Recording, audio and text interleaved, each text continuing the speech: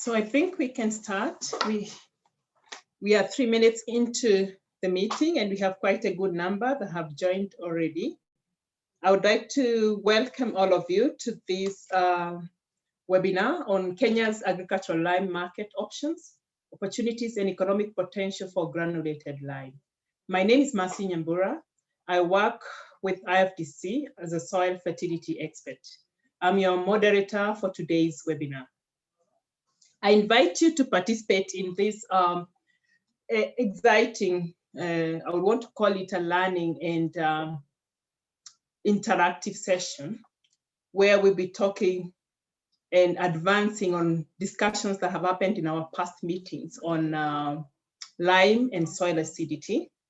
We have a beautiful program lined up for you with the first session of speakers introducing the webinar and also telling us more on their subjects or their work that is related to what we are discussing today.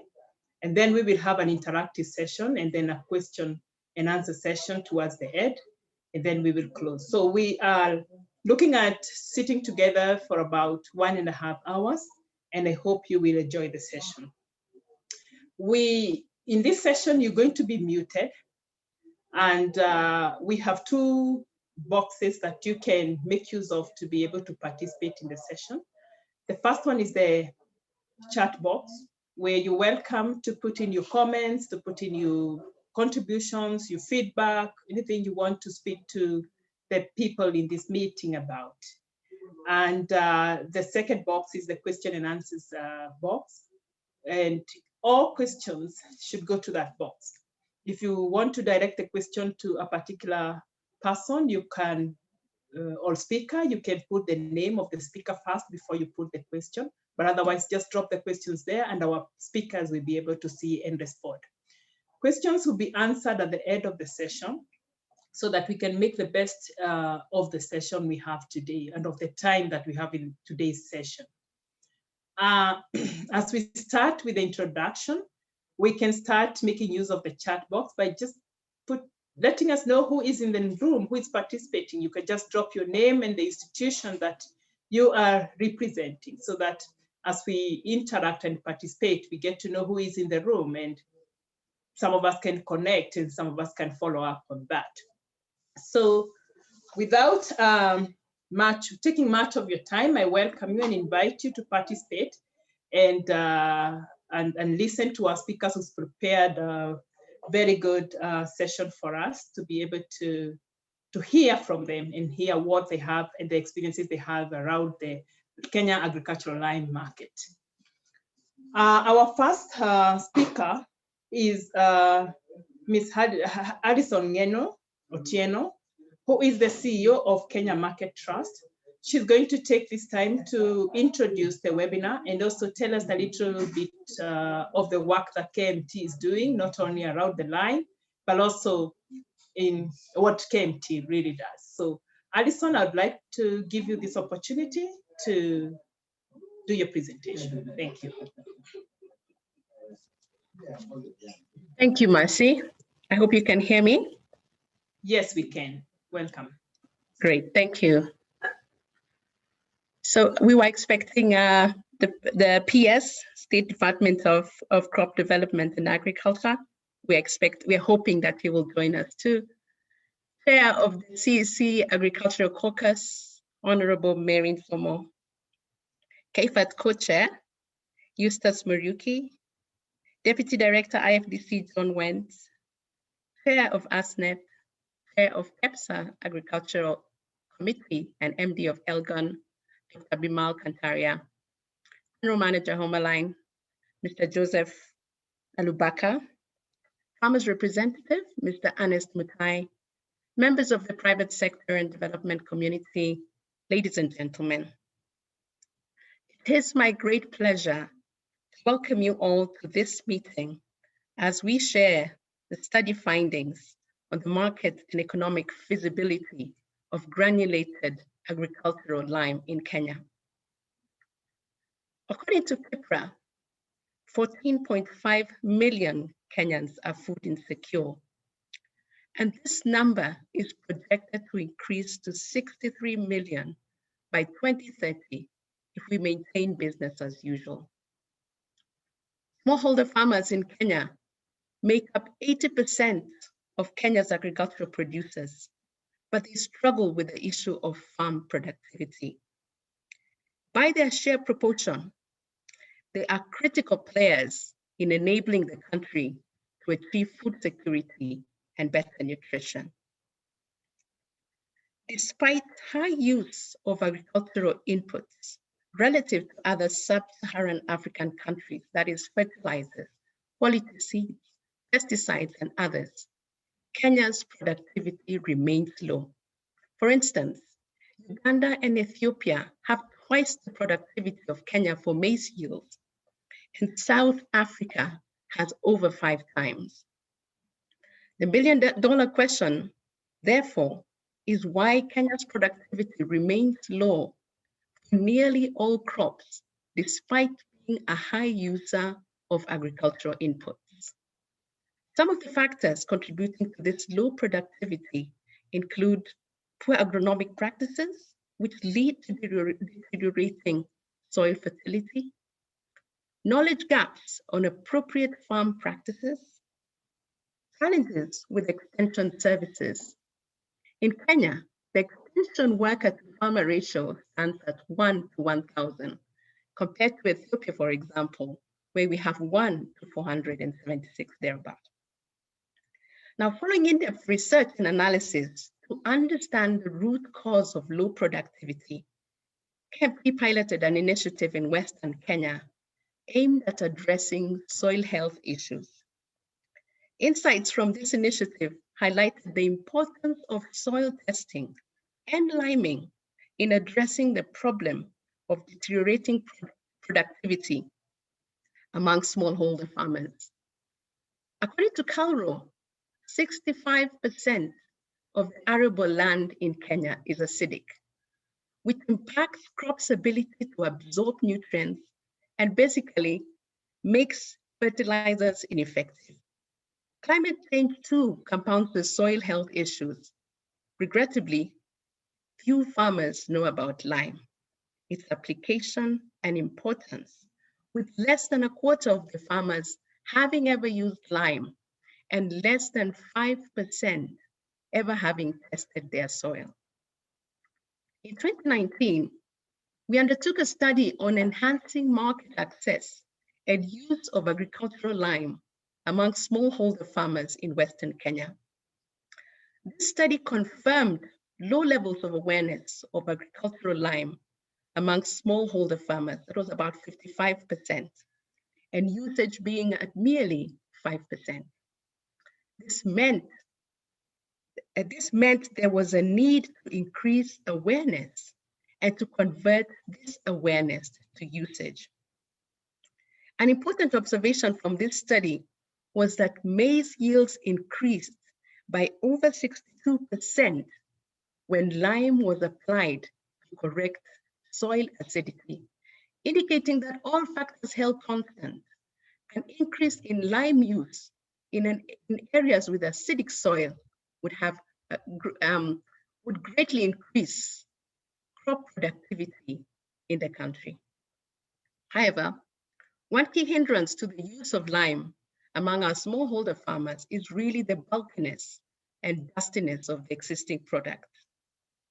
Now, to understand the economic viability of local production of granulated lime, KMT carried out a study on the market and economic feasibility of granulated lime in Kenya, and this was done between August and December last year. Study of these findings, which my colleague will be sharing shortly, has demonstrated the opportunity and potential of lime granulation in Kenya. Further, local production of granulated lime has the potential benefit of foreign exchange savings, lowering prices of granulated lime, creating direct and indirect jobs for numerous unemployed youth, among others. As I conclude, I wish to leave you with 3 messages. First, Kenya is endowed with large deposits of raw lime. And while demand for agricultural lime has been growing over time, we have an opportunity to rethink our approach to liming in Kenya's farming. Secondly, as part of soil health management, we need to promote awareness and usage of lime to increase farm productivity if we are going to achieve food security as envisioned in the Big Four agenda. Lastly, KMT as an organization is committed to support the industry stakeholders, both private and public, to develop the necessary enabling environment and to attract investments that would spur development of granulated lime. Thank you very much. And back to you, Mercy. Thank you very much, Edison, for that oversight and of course for giving us the introduction of what we expect. Moving on, I would like to encourage us to keep putting on the chat box your name and the institution you're representing so that other participants can get to network and get to know exactly who is in this webinar for now and also for follow-up networking. Our next speaker, who is supposed to be our chief guest speaker, is Professor Hamadi Idi Boga, the PS State Department of Crop Development and Agricultural Research. Unfortunately, he hasn't joined yet, and I know he will join later. I had checked with his office and he should be joining us later. So instead of him doing an opening remark, we will maybe push him to do a reflection remark on what the work they are doing in relation to the topic of the day and strategically in relation to policy strategy. But I will move on to our next speaker, Honorable Maureen Zomo, the CEC, Ministry of Agriculture, Livestock and Fisheries, the County Government of Trans Nzoia. She is also the Secretary to the CEC's Agricultural Caucus. She's going to share with us her experiences, Trans Nzoia experience in the use of non-acidifying acidifying fertilizers and agricultural lime. And additionally, much later, she'll also participate in our interactive session and also respond to your questions. Honorable Maureen Zomo, the floor is yours. Welcome. Thank you, Mercy. And I really want to say thank you to everybody and all protocols observed, because I only have 5 minutes. I'll not mention everybody who is here. But I really want to appreciate Kenya Market Trust for having organized this very important meeting. And I want to say that this is not my first interaction with issues of soil acidity, issues liming, because there was a previous study which was done in this region. And for me, it is very exciting to be having this conversation because I come from a region or from a county that is considered to be the breadbasket of this country. But like it has been mentioned, there has been declining productivity over time. And of course, with declining productivity, even farmers' incomes have been affected. Food security issues have been compromised. And so when you have this kind of conversation here, it's really very exciting for me. And I want to say that I've participated in a number of series of meetings with key people on this forum, because previously, even before devolution, we used to have the fertilizer conferences in Cairo almost annually. And I remember one, the very significant one, is the one we had in October 2018 at KICC, which was the Kenya Fertilizer Roundtable Conference, where I also made a presentation on behalf of the counties. And actually, one of the key priority areas that was identified by stakeholders was on the issue of soil acidity and liming. So this conversation is very relevant to the issues that are happening and taking place in Kenya.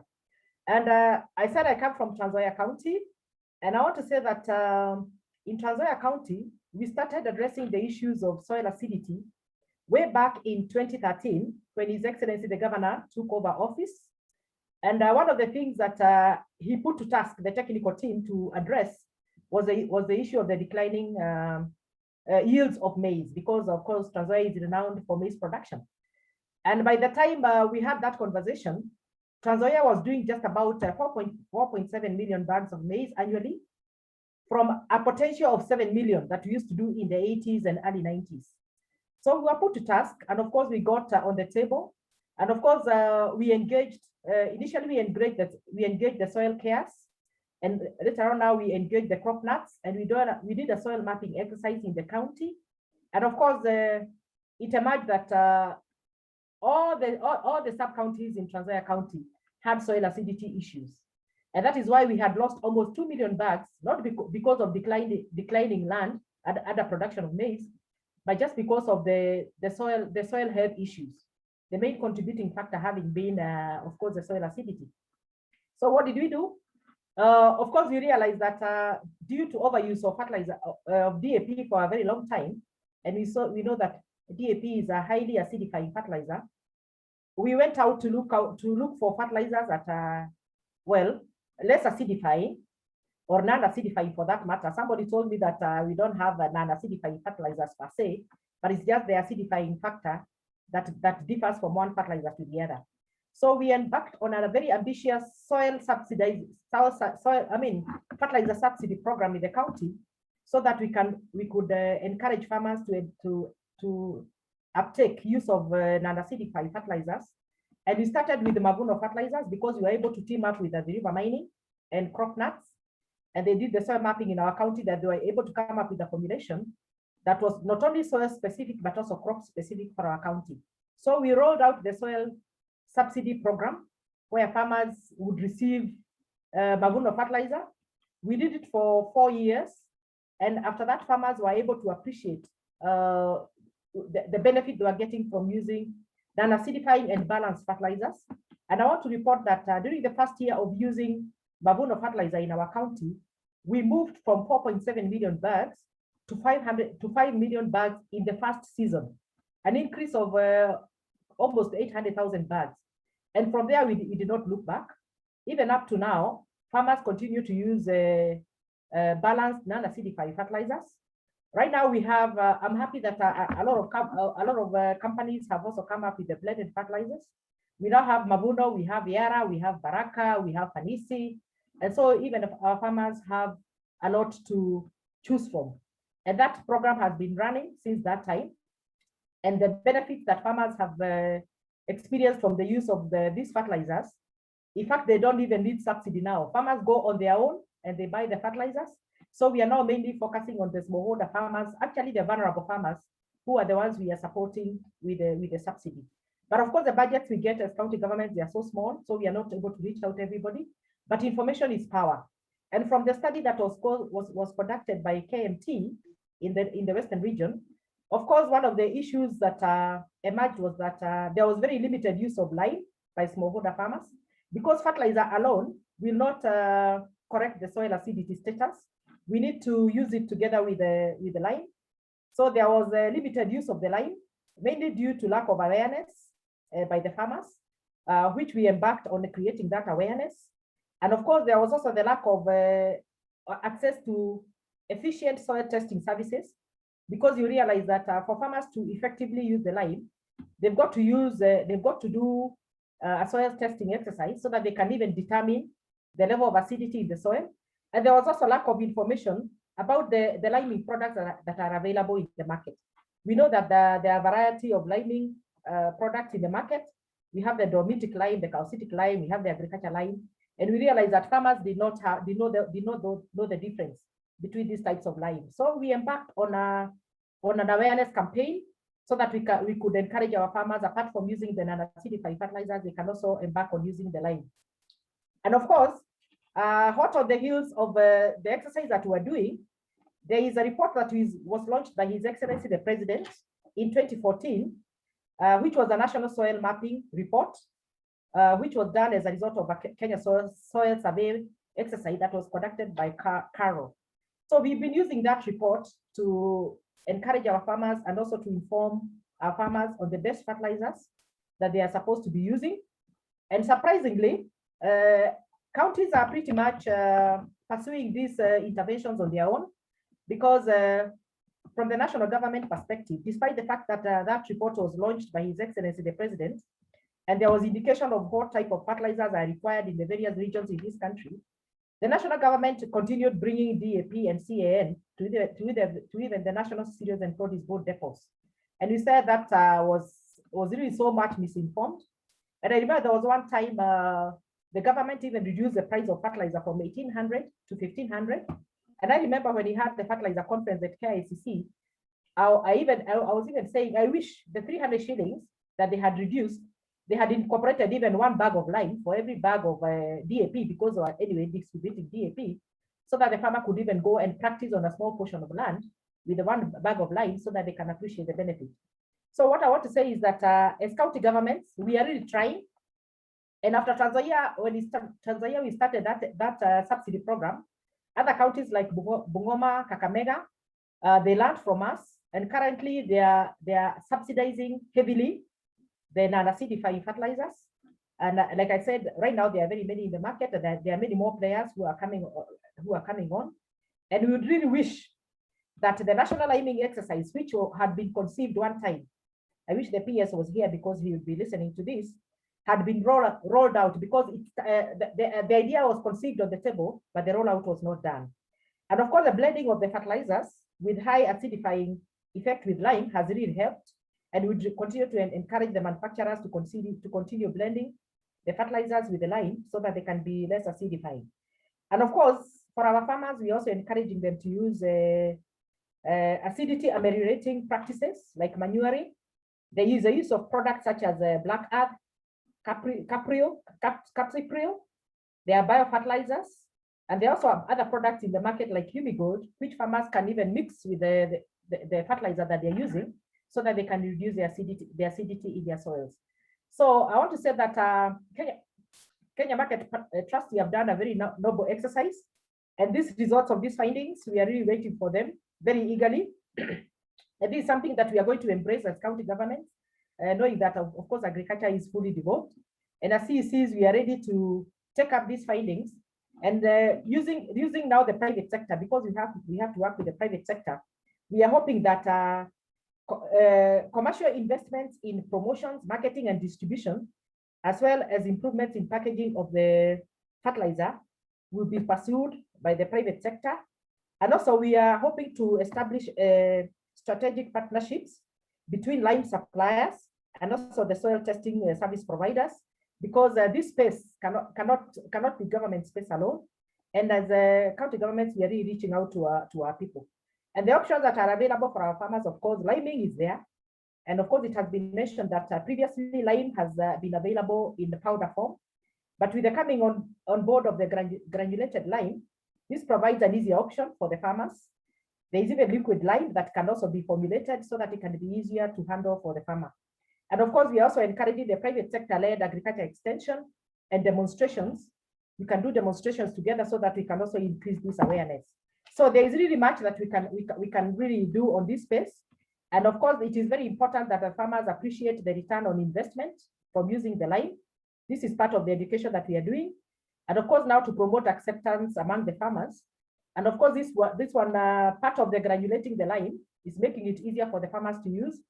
And of course, we are also reaching out to the agricultural machinery people so that they can also have the lime spreaders, so that it can be easy for the farmers to use lime effectively and efficiently, so that we can be able to correct the soil conditions. And I remember, I think it was last year, our media, I think it was NTV, they went out on a mission to establish the soil status in the Western region, and I participated in that exercise. It was widely published both on electronic and TV. And I remember one thing that emerged was that soils in Western Kenya are almost dead. So it is high time we came up together so that we can team up with like-minded people, the private sector, and all the other players whom I can see here. When I see Muriuki here, I know he represents a very important sector, so that we can work together and make sure that the lime is available. But for Tanzania and some other counties in the Western region, we've moved away from DAP completely, and we are telling our farmers, if we have to use DAP, make sure that you do the lime. But of course, we know the granulated lime is a bit expensive, so we are also working towards subsidy. In fact, now after doing the subsidy for the balanced fertilizer, we now want to move to the next level and make sure that we put in a budget so that we can support the use of lime by farmers, by making sure that we put a heavy subsidy on the lime, and that is the next thing that we are going to pursue. And this report is going to be really important for us because we'll adopt it and we can even share it with the budget committees, both at the cabinet and also at the county assemblies, so that we can have a buy-in and a goodwill from that level. So for me, I want to say thank you so much for the organizers of this webinar. And we are going to work together as county governments so that we ensure that we promote lime so that we can restore agricultural productivity in this country and food security. Thank you. Thank you so much, Honorable Mary Nzomo, for that inspiring speech and sharing your experiences at the county level. Very inspiring. I'd like to let you know that the PS has confirmed that he will join us in 15 minutes, probably now in 10 minutes. So we'll continue with other speakers, and when he joins us, he will give his speech. Our next speaker is Dr. John Wendt, the Deputy Director, Field Research, International Fertilizer Development Center. He's going to present on the need for soil acidity amelioration using evidence from recent soil mapping activities that IFDC and partners have done.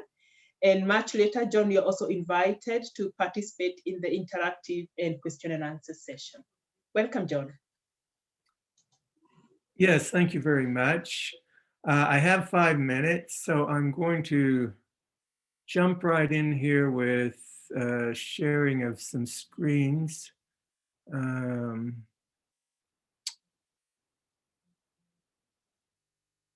Here we go. I hope everybody can see this. So that's my topic. And I'm going to be sharing 2 screens here, one from crop nuts and one from ISDA. These are mapping initiatives that have taken part. These web links I've given you here, which you see on this screen, and I can copy and paste these into the Zoom comments or discussion. So everybody can have them, but these are accessible to anyone and they're pretty easy tools to use. And so let me just jump right over to my screen sharing once again. Okay.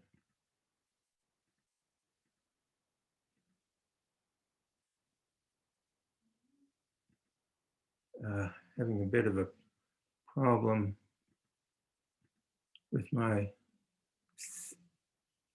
okay, I'm going to stop this share and then I'm going to do a new share. Okay, here we go. So this is work we, IFDC did in collaboration with Crop Nuts, CNLS Laboratories. And I'm showing you here a pH map of Kenya, of the areas we mapped.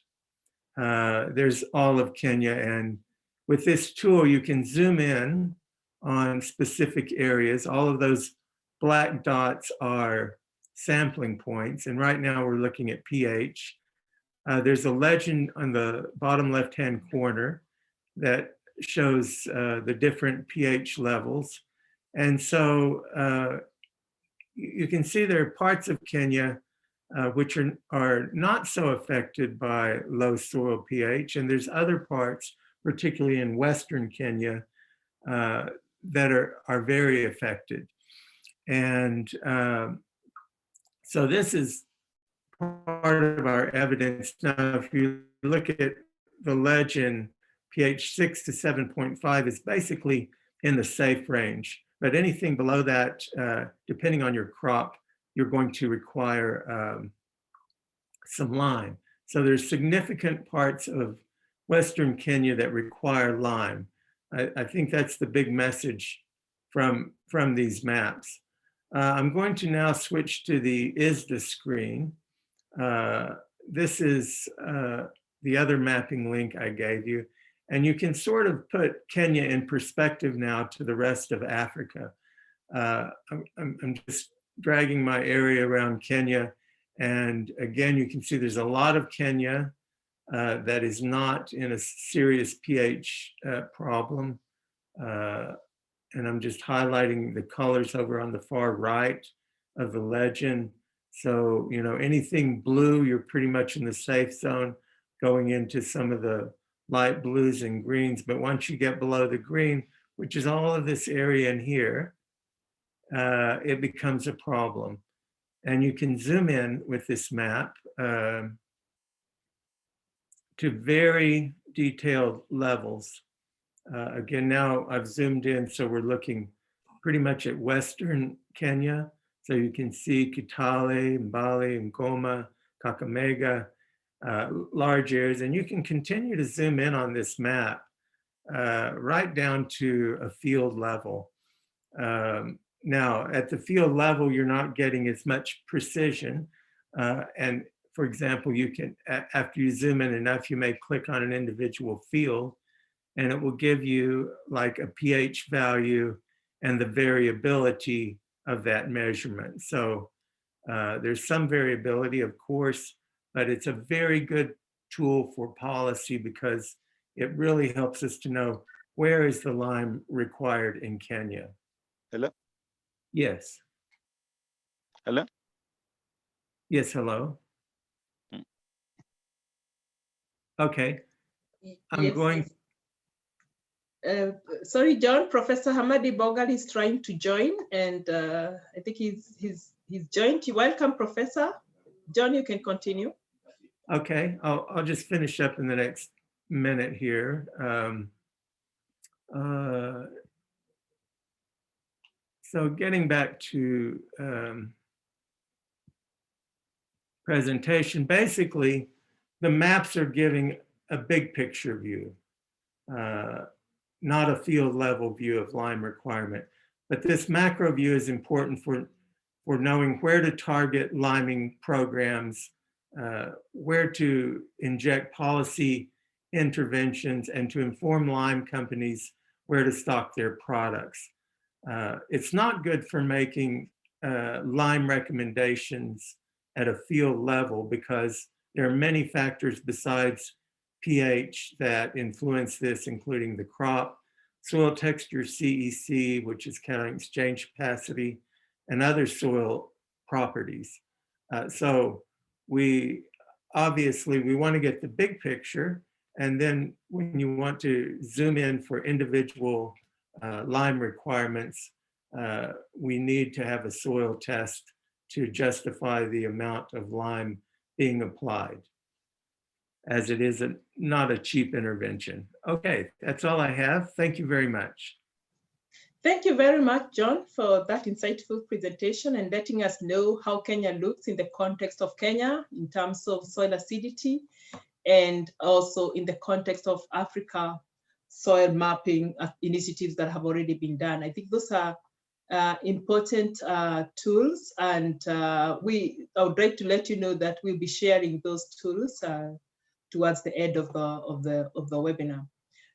We have our chief guest in the house, Professor Hamadi Idi Boga, the Principal Secretary, State Department for Crop Development and Agricultural Research, Ministry of Agriculture, Livestock, Fisheries, and Irrigation. Professor Hamadi Boga, you're welcome. We've had 3 speakers ahead of you, and we want to invite you to give a reflection. But before you do that, I want to just give you a brief of what the previous 3 speakers have spoken about.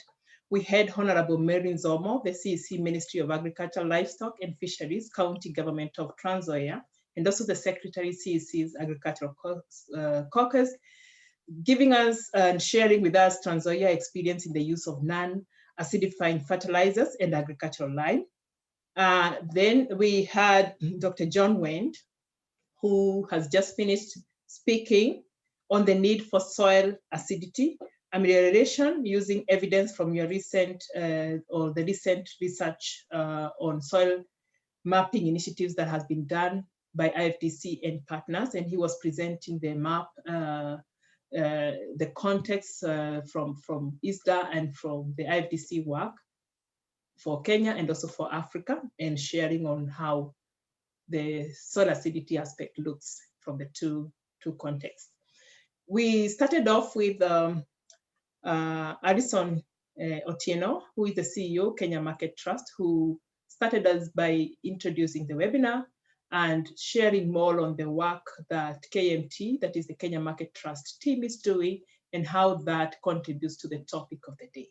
So without taking much time, I would like to welcome Professor Hamadi Idi Boga, the Principal Secretary, to share with us on the implications of soil acidity to Kenya's efforts to maximize crop productivity and achieve food and nutrition security. And in addition, he could also highlight the government's role in enabling the private sector to improve access to liming solutions and the opportunities this presents, not just for improving farmers' livelihoods, but also indirectly through job creation and contribution to the national GDP. Welcome, Professor Hamadi Boga.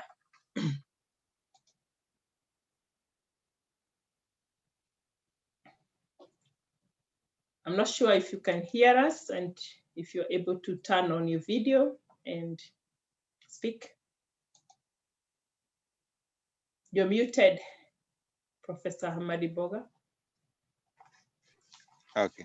Thank you very much. Allow me to speak without the video. I'm not in a good environment. That's okay, you're allowed.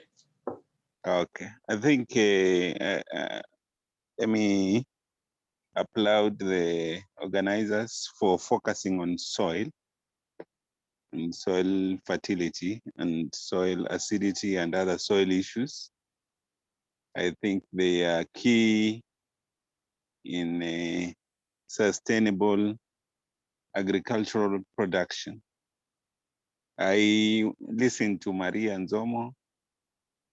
I also listened to the last presenter who was showing the soil acidity maps, which was showing, of course, that we have an acidity problem in some of our areas where most of agricultural production is being done. And I think this is important information that as policymakers we can use in guiding interventions, and especially at the county level, where most of these husbandry issues are domiciled and where most of the work is done. I think, as you are aware, since I came here and since the passing of the STGS, we have done a strategic shift away from bulk purchase of fertilizer for the reasons that Mary was talking about.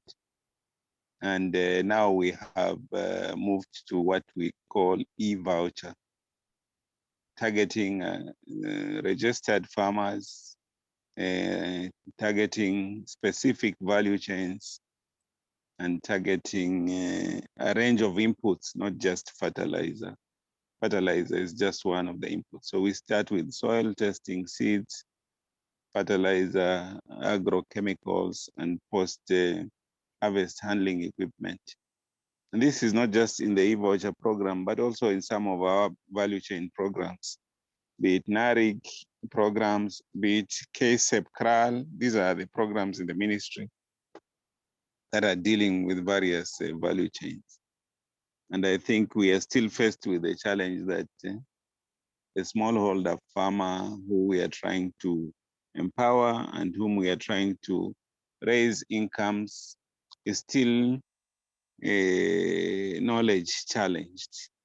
And so I think it's good that we provide them with a bucket of solutions that are specific to their challenges and not a one-size-fits-all solution that could lead to misunderstanding or misapplication of the solution. And I think for us to really bring about the required transformation and the uptake of better agronomic practices, I think the counties and the private sector players who are here and who are developing products and trying to get them into the market I think they need to invest in knowledge and capacity building of farmers and extension so that maximum benefits are derived from some of the solutions that come. I think deliberately the counties should push to increase the number of farmers that are testing their soils. I think deliberately those who have soil maps should push to make sure that those soil maps are available and they are used in implementing investment decisions. And I think as a ministry, we support all these efforts. We have a big data platform at Calro, and if the policies allows, we can share some of this data also across those platforms. I think one of the things that we need to start thinking about is how do we regenerate our soils where they have been impacted? Which practices should we adopt in a holistic way that will restore soil health across all parameters, not just the pH?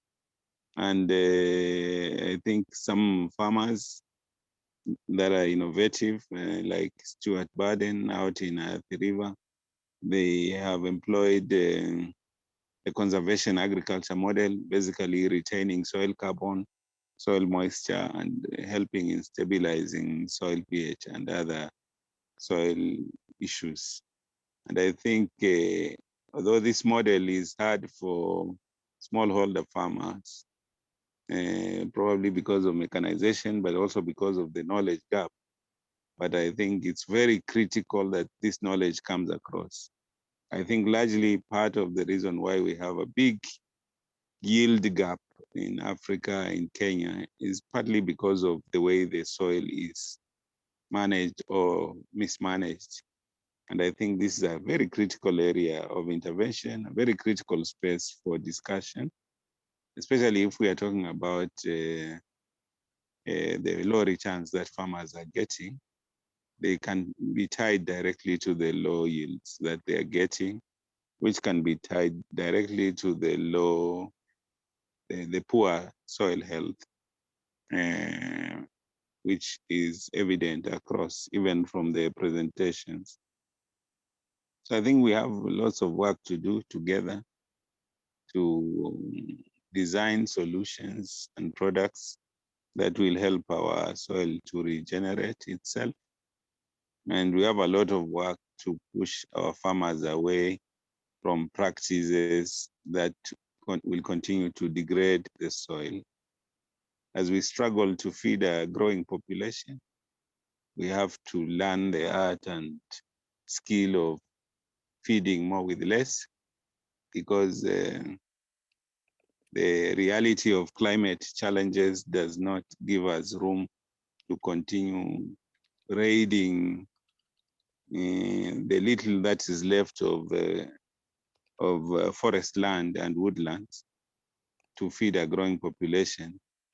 But there is enough science and know-how to feed more people while taking care of all environmental issues. And our agriculture sector and transformation strategy has elements of this. And I think as we work together in its implementation, hopefully we will be able to sustain this desire to feed ourselves, increase the income of farmers, and grow our agro processing industries while protecting environment and ensuring household resilience. Thank you very much, and we may continue with the workshop. With those few remarks, I beg to hand over back to you, moderator. Thank you very much, Professor Hamadi Boga, for sharing with us those insights, and we really appreciate. I hope if you have time, you could stay with us to be able to participate in responding to some of the questions that will come in. We hope you can find time to stay on until the end, but we really appreciate that you could find time to share. And now I would like us to move straight to the topic of the day, sharing the study. And our presenter today is Michael Kamau. Michael Kamau is an agronomist and program management specialist with over 15 years of experience in the private and public sector in development and not-for-profit sector experience. He's currently working with the Kenya Market Trust as an intervention specialist and also as an agricultural sector manager. So Michael, you are going to be speaking to us on the topic of the day, Kenya's agricultural lime market, options, opportunities, and economic potential for granulated lime, presenting the study and your findings and how that reflects to what we need to do in areas regarding lime. Thank you, Michael. You're welcome. Thank you, Mercy. Good morning, everyone. Let me set up my presentation.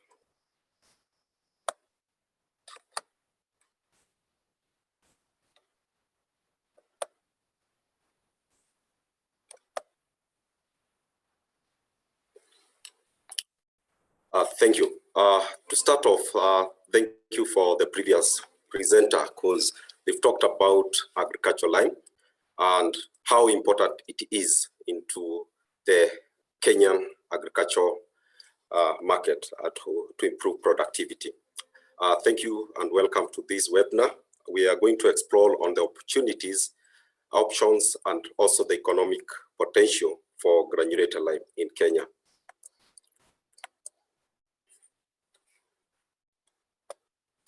So my presentation will take that format, and to start off with the introduction.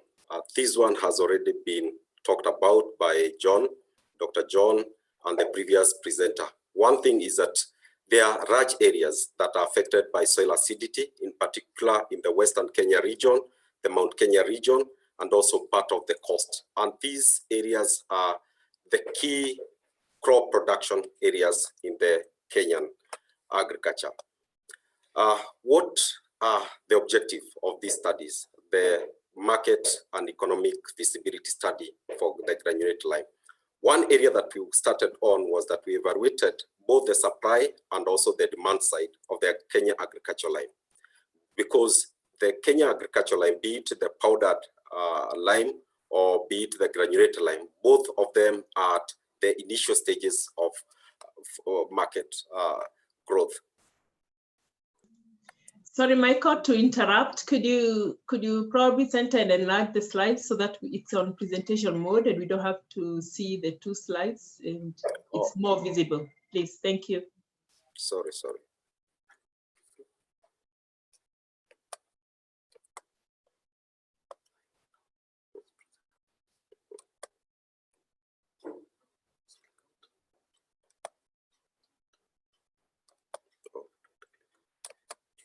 Maybe you can stop sharing and reshare again. Okay, it looks now better. It's fine. That's great. Thank you. Okay.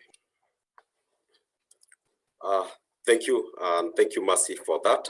So the key area that we worked on was more on the market and economic viability of the Kenya granulated lime. And the other area that we looked at, we estimated what is the potential for economic growth and also the return on investment if we were to do local lime granulation.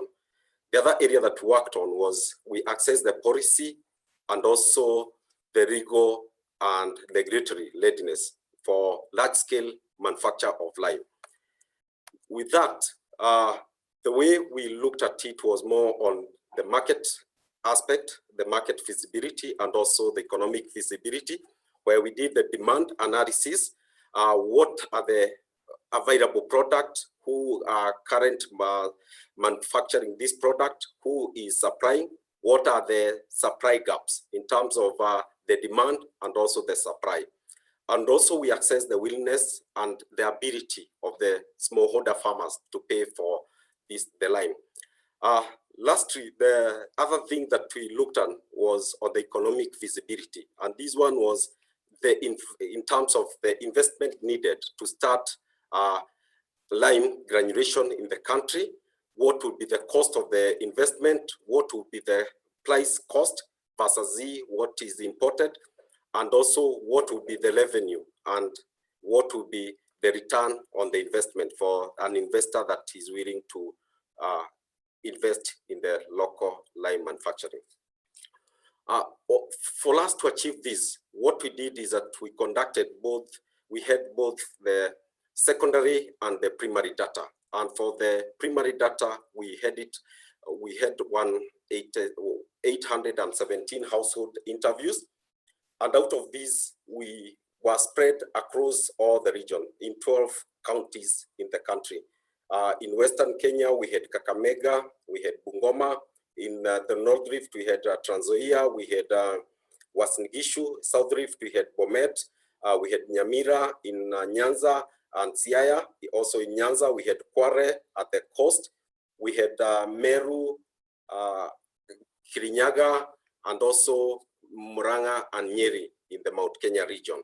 We also conducted 52 key informant interviews with the County Agricultural Officer, Research Organization, that's Carro, Soil Testing Organization, other stakeholder, like Development World, Agra, universities like Longo University, Pwani University, and also industry regulator, without forgetting about the lime manufacturers, the distributors, and retailers. That is the sampling. We used a multi-stage sampling process approach, where we had the county, then we went down to the sub-county, and also the ward, and also what are the crops that are being grown in those counties. For the case of coast, we had Kware, Msambweni, the ward was Lamisi, and the main crops grown in those areas was maize and horticulture. The end is we had South Lift, that is Bomet, and also we had Nyanza from Nyamira from the Nyanza. How did we look at the data? How did we approach the data analysis? For the quantitative data, we had the START, SPS, and also we did, for the economic analysis, we did it at both level, at the manufacturer level, manufacturing, we had the distribution level, and also the farm level scenario, where we did some modeling on the scenarios that could exist. Now, let's go to the result and the key finding of the research. One thing that we found out is that low soil fertility was significant concern for a very few residents, with coast, that is Kware, which had 24%. The other regions, incidentally, they didn't have the soil fertility as a major concern for them. With Mount Kenya and the Aberdare region, without expressing any significant concern. This one is a worrying trend because it is impacting on the yield, but farmers seem not to appreciate the importance of soil fertility. And one key area that we can borrow from there is that we need a lot of awareness also, in particular more on the soil fertility online. When it came to awareness level, this was almost similar to the results that we got in our initial study that we did at Western, that explored the impact of lime, our lime initiative in that area. Aberdare region had the highest, that is Murang'a and also Nyeri County at 95%, while Lake Basin had about 48.7%. The area that we found the lowest awareness level on lime was at coast at 13.3%. This one is what we can talk about the Mount Kenya region is because most of them are in the coffee growing area, where there's a lot of information on liming that is being promoted on liming in the coffee sector.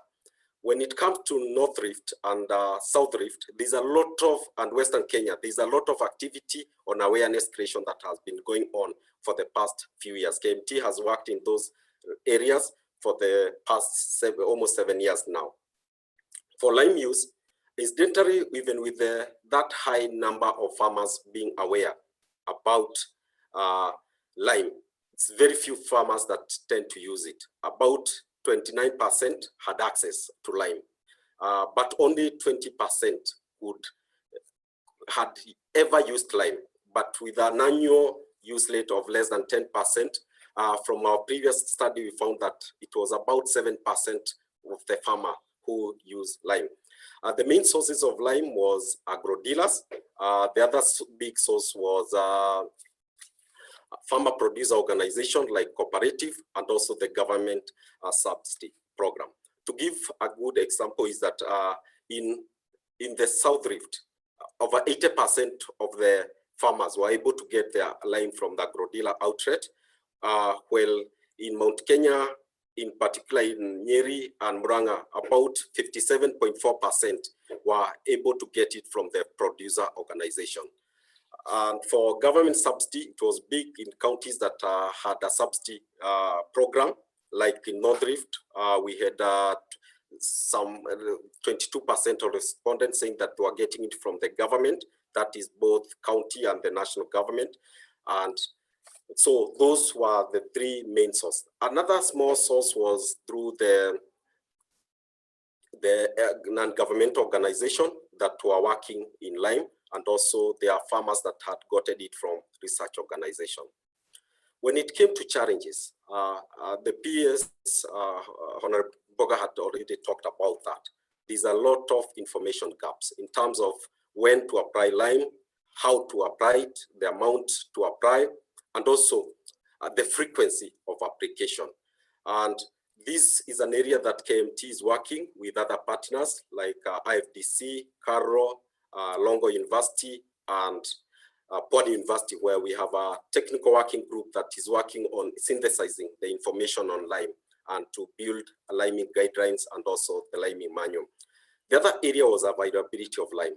Out of the farmers that could be able to get lime, well, that is about at 29%.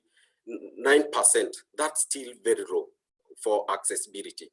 And when you look at the reason behind it is that most stockists or agro dealers are not willing to stock lime because one of the handling charges and also the nature of lime, which is in powder form. And when it comes to the usability of lime and also the applicability, the same sentiment are getting from the farmers, that you need to invest a lot in terms of application, and also the lime is the nature of lime, the dustness and the bulkness of the lime. And this considering that most farmers that we interviewed, over almost 80%, they use family labor, so they don't hire any labor. So it becomes a bit cumbersome for them to be able to apply lime.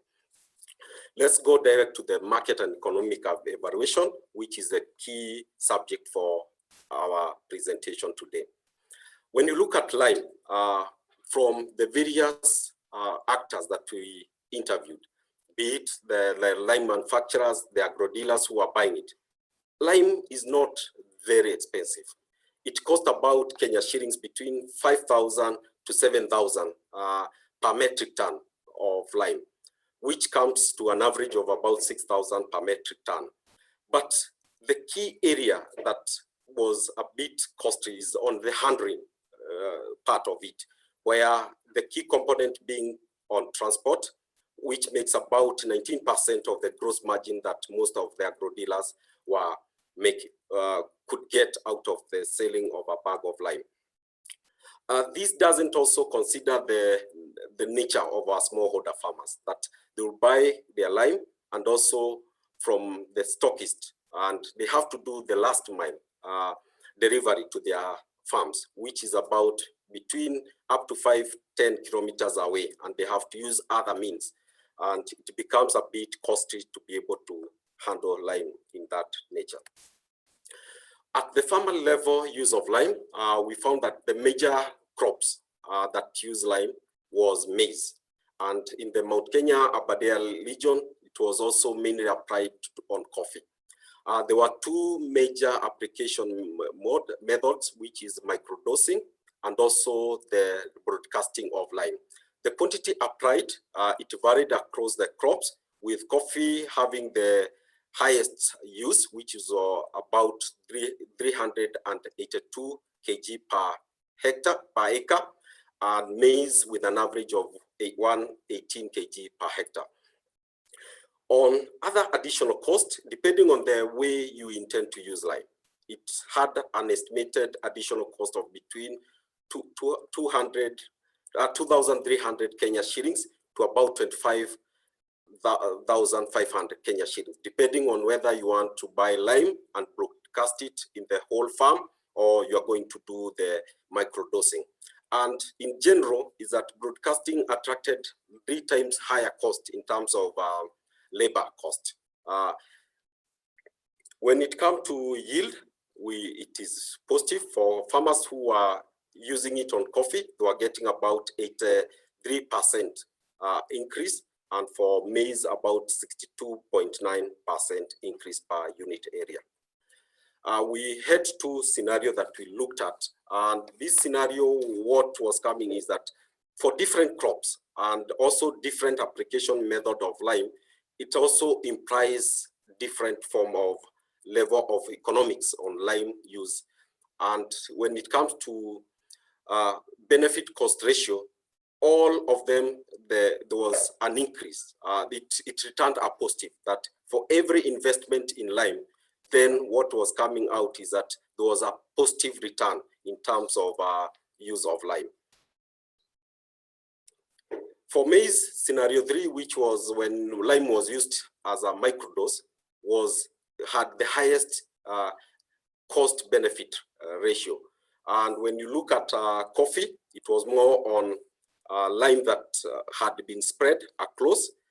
And for granulated lime, if I go back to that slide, it had the lowest cost benefit ratio because of the cost, the initial cost. Considering that granulated lime in Kenya is 10 times more costly compared to the lime, the ground lime. What next? When we looked at the current demand for lime, this will be key for any person who is interested in investing in lime industry. We considered more on the total area and the crop. The current demand center were mostly coffee, maize, and sugarcane in the Western Kenya. And also what is the average area a farmer farms each type of crop. And we found that most farmers would, for maize is about 0.88 acres. And also we consider the awareness level, because there were high awareness level in terms of soil acidity and also lime. But when it came to the issue of adoption, most farmers would say, most farmers could consider other alternative form of lime as acceptable, with 3 major lime coming up, which is at around 51% for, around almost 60% would prefer to have granulated lime, because they are more conversant with that form of lime because of the fertilizer, the nature they have been using fertilizer. The next one will be ground lime. There are still farmers who are comfortable handling ground lime, and about 6% felt that they would require lime in liquid form. So for modeling the demand for current future, what we did is that we considered 50% adoption rate, and also that growing to about 100% in medium term, that is in the next 10 years. And from there, the growth will be more on the farmers coming in. About, we considered like 5% for that. And for current demand, we found that is about 186 metric tons. For the short run, in the next five years, we expect it to grow to around 318 metric tons. And in the long term, in the next 10 years, to be about slightly over 500,000 metric tons. The investment scenario that we looked at, 3 scenarios. And one scenario is that this basic investment. And in the basic investment, what we are looking at is a basic lime granulator, which could be able to meet the about 50,000 metric ton of lime. And the other one is the medium investment, and the other one is high investment, which could be able to supply the over 150,000 metric tons.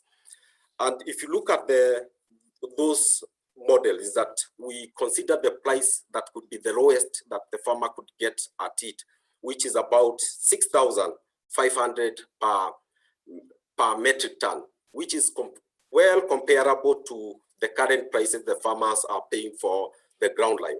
And if you look at those two scenarios, is that if I can go to the three models that we worked on, is that for model 3, there's a loss. You'll get a loss if you sold at 6,500 Kenya shilling. That is the model 2. That's why for the model 3, we considered the price to the farmer, the ex-factory price of 7,000 per metric ton. Just to bring us to speed on this is quite, it's almost 10% of what the farmers are paying. So any person investing in that, we modeled and we saw that they can be able to get a good return on investment with we're selling at 7,000 per, between 6,500 to 7,000 per metric ton. But that it's about 10% the current market price, which is about almost 60,000 per metric ton of imported granulated lime. One thing is that we had to look for the processing and the manufacturing equipment, and there was discussion with various manufacturers in US, China, India, South Africa, and the most of the modeling we did were with the prices that we got from the manufacturers based in India and China. That is the model, the general out of the medium or the small investment model. That is generally the high investment model that will cost about 150 million Kenya shillings to be able to install, and it has a capacity that can be able to produce over 150,000 metric tons of lime per year. So if you look at the various investment scenario, the way we looked at it is that first is the pricing, which is about 6,500 per metric ton to about 7,000 per metric tons, and also being able to produce either a third of the volume, which is about 50,000 metric ton, or the whole volume, which is about 150,000 metric ton for the medium term approach. What we looked at under that is that we could see is that under those models is that any person could be able to invest, any manufacturers who is already producing lime can use the ground lime that they are producing as the feedstock for the granulation. And that is, you'll have taken the cost of mining, extraction, and also grinding to a marketable product and be able now to invest. The lowest cost model was coming to about Kenya shillings 58 million for a 15-ton per hour granulation plant, which could be able to do about 50,000 metric tons per annum. And for the high manufacturing, the high investment was coming to about almost 150 at about 148 million for a 50-ton metric ton per hour granulator. So if you look at those kind of investment, is that mostly you are able to, the payback period is about 4.98 years for the high investment and about 2.63 years for the medium or the small plant investment. Considering the working capital and also the cost of credit in terms of loan, being able to get a loan at the commercial rate, which is about, we consider 12%, and also maybe able to work at almost an optimal rate of granulation, which is about 80% of the capacity. So we looked at also the funding of the investment, where for the high investment, the total funding requirement for setting up the plant, being able to acquire the plant, and also catering for additional working capital, it will be about 155 million Kenya shillings. An investor could take an option of investing about 25 million and also having to get the additional 130 million Kenya shillings through a bank loan, which is about, we considered it at about 12% for a payback period of about 8 years. The annual turnover, we did a modest consideration of about 5% growth per annum. And also, if there's any excess requirement, that could be met through additional shift in terms of working. Instead of working during the day, you can have one additional shift to be able to produce the lime. For the total sales turnover, that will be about 1.2 billion by year 2, and about 1.28 billion by year 3. When it came to the financial analysis, what we found is that out of this funding is that the return on asset, it will be about 21.9%. That is in year 1. But we considered that, considering the nature of the way inputs are marketed in the country, where we have a lot of credit facility at the introductory, we also discounted about 2% of the turnover being bad debt, and that is why you are seeing the return on asset and also the return on equity going down on year 2 and also year 3, because there's that consideration of that bad debt. And that brings also a policy aspect on how do we regulate the agro dealers or the people in agriculture space, that we don't have to consider bad debts as part of the cost for any investor coming to the agriculture space in the Kenyan market. On the policy issues, what came out was clearly on the quality of agricultural lime. The area presenters also had already discussed on that. There are no clear guidelines in terms of the standards and how do you convert from one lime type to the next if you are a farmer. If a soil test said that you use 2 metric tons of lime, which lime is it? Is it dolomitic? Is it calcitic lime? Is it hydrated lime? Or is it granulated lime? Also, there's a lot of information gap at the farmer level, in particular when it comes to the use and also application of lime. That is tied to low awareness and also demand. We need to do demand acceleration, because every time you talk with lime manufacturers, the key question they'll ask you, where is the demand for lime? We have the lime deposit, we have the capacity to produce, but where is the demand? So that we are able to accelerate the demand and also create awareness around the farmer issue. The other one is on soil health awareness. One key area is that where are the farmer getting soil health awareness issues in terms of acidity, in terms of other areas like organic soil, organic matter, the right fertilizer to use, so that they can be able also to be aware that there is an issue and that need to be addressed concerning their soil.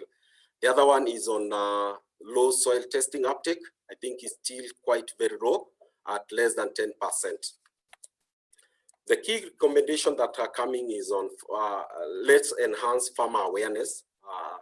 Also, there's a possibility to be able to do lime granulation at the country, or to improve lime production, supply, and also distribution at all the various level.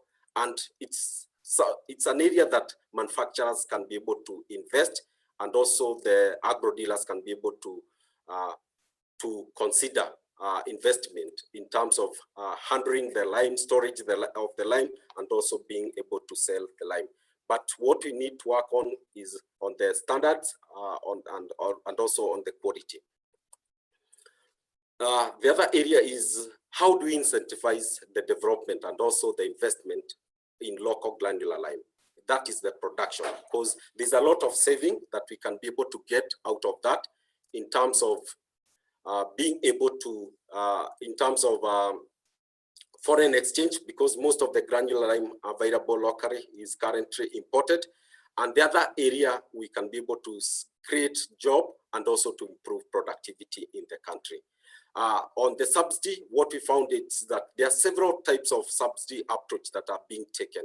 One of it is that we subsidize the information sharing through demo plots, and also, or we subsidize the actual product to the farmer. There is also need for research funding in terms of to be able to do a lot of response trials, crop response trials, to be able to establish what level of lime is needed, to do soil mapping, and also to do further analysis on the lime need and also the soil health nature. On the policy, we need to have to work on the standard, in particular on the lime, because there's a lot of way lime can be used. When it goes to blending fertilizer, I think Honorable Mary Zomo had already mentioned that. If you want to blend lime with acidifying fertilizer to make it less acidifying, what do you need to do? What are the standards that need to go to that? Also, do we enable proper labeling in terms of the lime quantity, the neutralizing level, what is the percentage neutralizing level, what is the quantity of calcium carbonate or various ingredients in the lime. So if I can leave you with this, there's a farmer in Yeri who said that the biggest problem with powder lime is not price. It is, in fact, quite cheap. The challenge is it is dustness and difficult in application. If granulated lime was more available and could be applied in a similar manner as fertilizer, I can pay as much as Kenya shillings 1,500 per 50 kg bag, which is about 30 shillings per kg. Well, in all our modeling, we have done with a price of about 650 per bag. Thank you. Back to you, Marcel. Thank you so much, Michael, for the presentation. And I'm glad you were following. It's quite some study, and it has covered a lot of aspects around lime. And we hope that a lot of us in the participating side can find it useful and be able to help us be able to use or make application of what the findings are. I would like to say that we have come to the end of the first session of the webinar. And listening to the presenters, we can hear that there's light at the end of the tunnel. And now I would like to move to the next part of the webinar, where we're going to have an interactive session in response to the study, and we'll have various speakers share their experience in 3 minutes each, not more than 3 minutes, because we are running out of time, and also take the opportunity to respond to the questions and to reflect to what is coming in the chat or coming in as questions. I would like at this point to ask all the panelists, and including the ones that have already spoken, to check out the question and answer session so that they can see the questions and begin to respond to them, because we may not have time to respond to all, but also you can, after responding, you can do a quick highlight that you'll be able to respond and reflect to the interactive session. Once again, I remind the participants that our Q&A box is open for you to put in the questions, and also our chat box for you to just tell us about you, who you are and which institution you're representing, and also let us know any comment you'd want to put in the chat box. We are also live, and so for anyone who joined late and missed out the first part of the webinar, you will have an opportunity to refresh once we finished the webinar. Now, I would like to invite the moderator of the interactive session, who is Chris Shimba, who works with the KMT. And Chris, you're welcome to take the next 20 or so minutes to guide the interactive session. Thank you.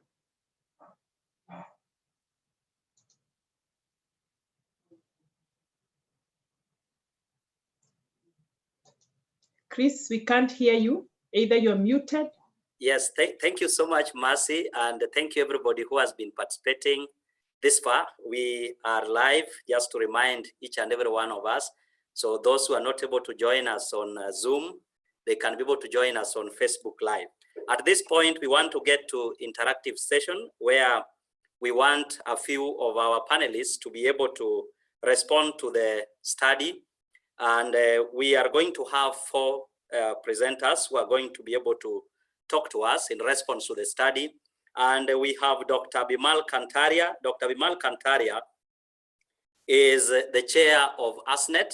ASNET is Agriculture Sector Network of Kenya, and is also the chair of KEPSA Agricultural Committee, and is also the chair of Kenya Association of Manufacturing Agro Processing Committee. So he will be able to respond in line of just trying to find out how then, based on the results of what has been presented in this study, how then can we create an enabling business environment so that the private sector investment can be able to pick up the lime market in Kenya. We also have Mr. Joseph Alubaka. Mr. Joseph Alubaka is the General Manager of Homa Lime Limited. So Joseph Alubaka will also be trying to give us some of the experiences in terms of feedback that they are getting from the customers that they supply lime to. They will also be able to share with us, some of the challenges and opportunities, and how can we be able to stimulate agricultural lime demand and supply in that extent, and what can be done.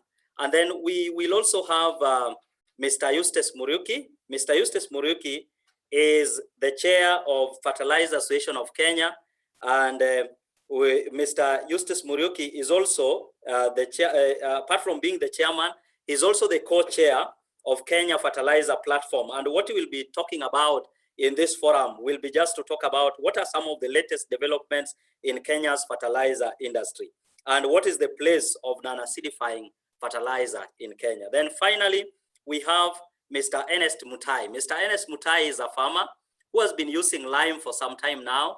And what we will want Mr. Ernest to be able to talk about is just to tell us what are his experiences with the use of lime, what are some of the impact or in terms of yield, what he has realized over the years as a result of using lime.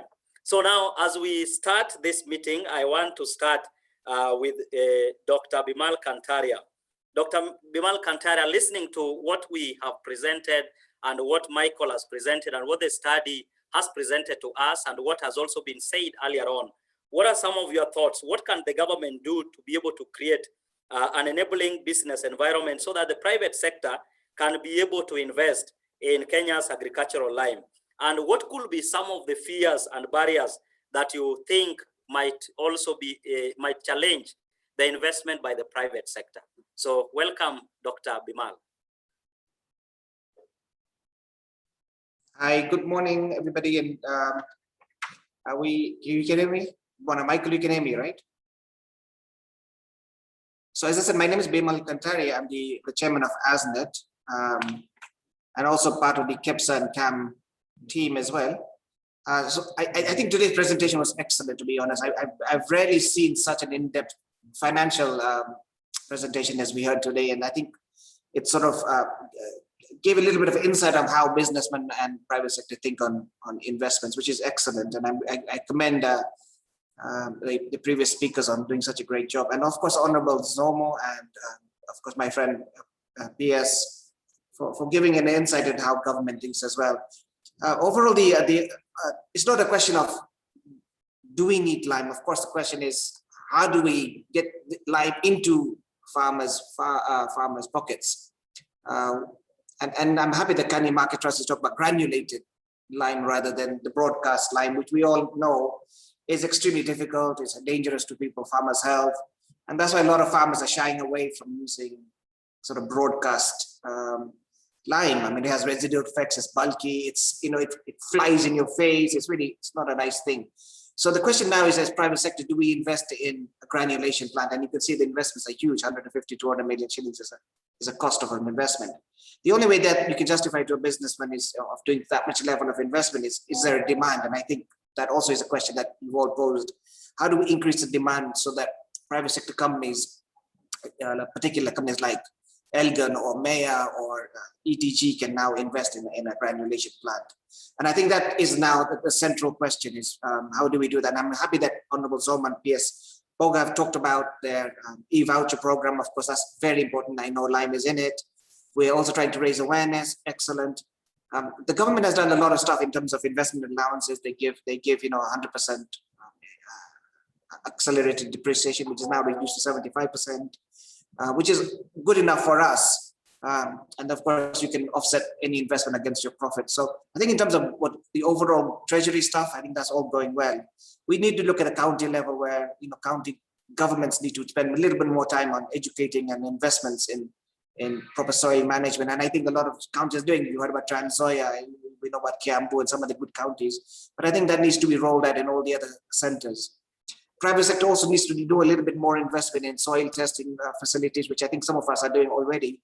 And we're working quite hand in hand with, through the Fertilizers Association of Kenya, where Bwana Muriuki is our chairman, to just increase the sensitization of some of the soil testing things, more fertilizer awareness, more lime awareness on the ground. So I really do think we're in the right track. Of course, granulated lime is a relatively new subject. And I think farmers will gradually get to know more about it.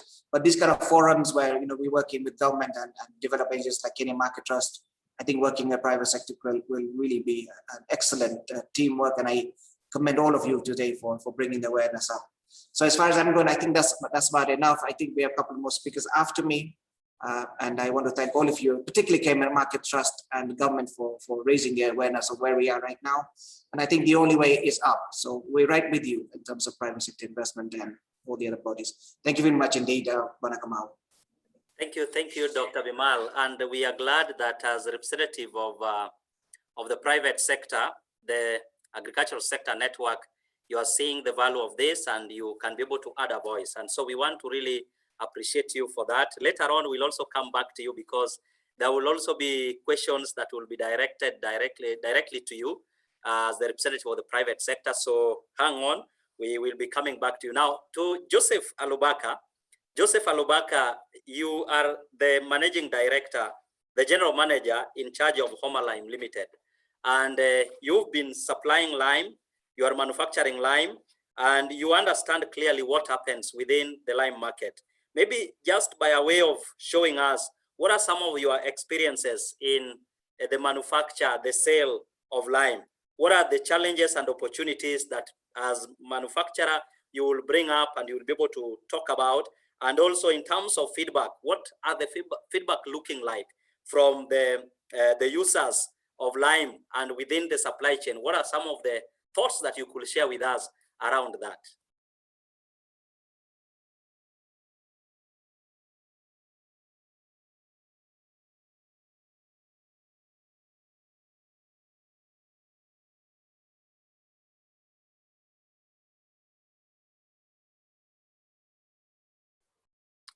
Joseph?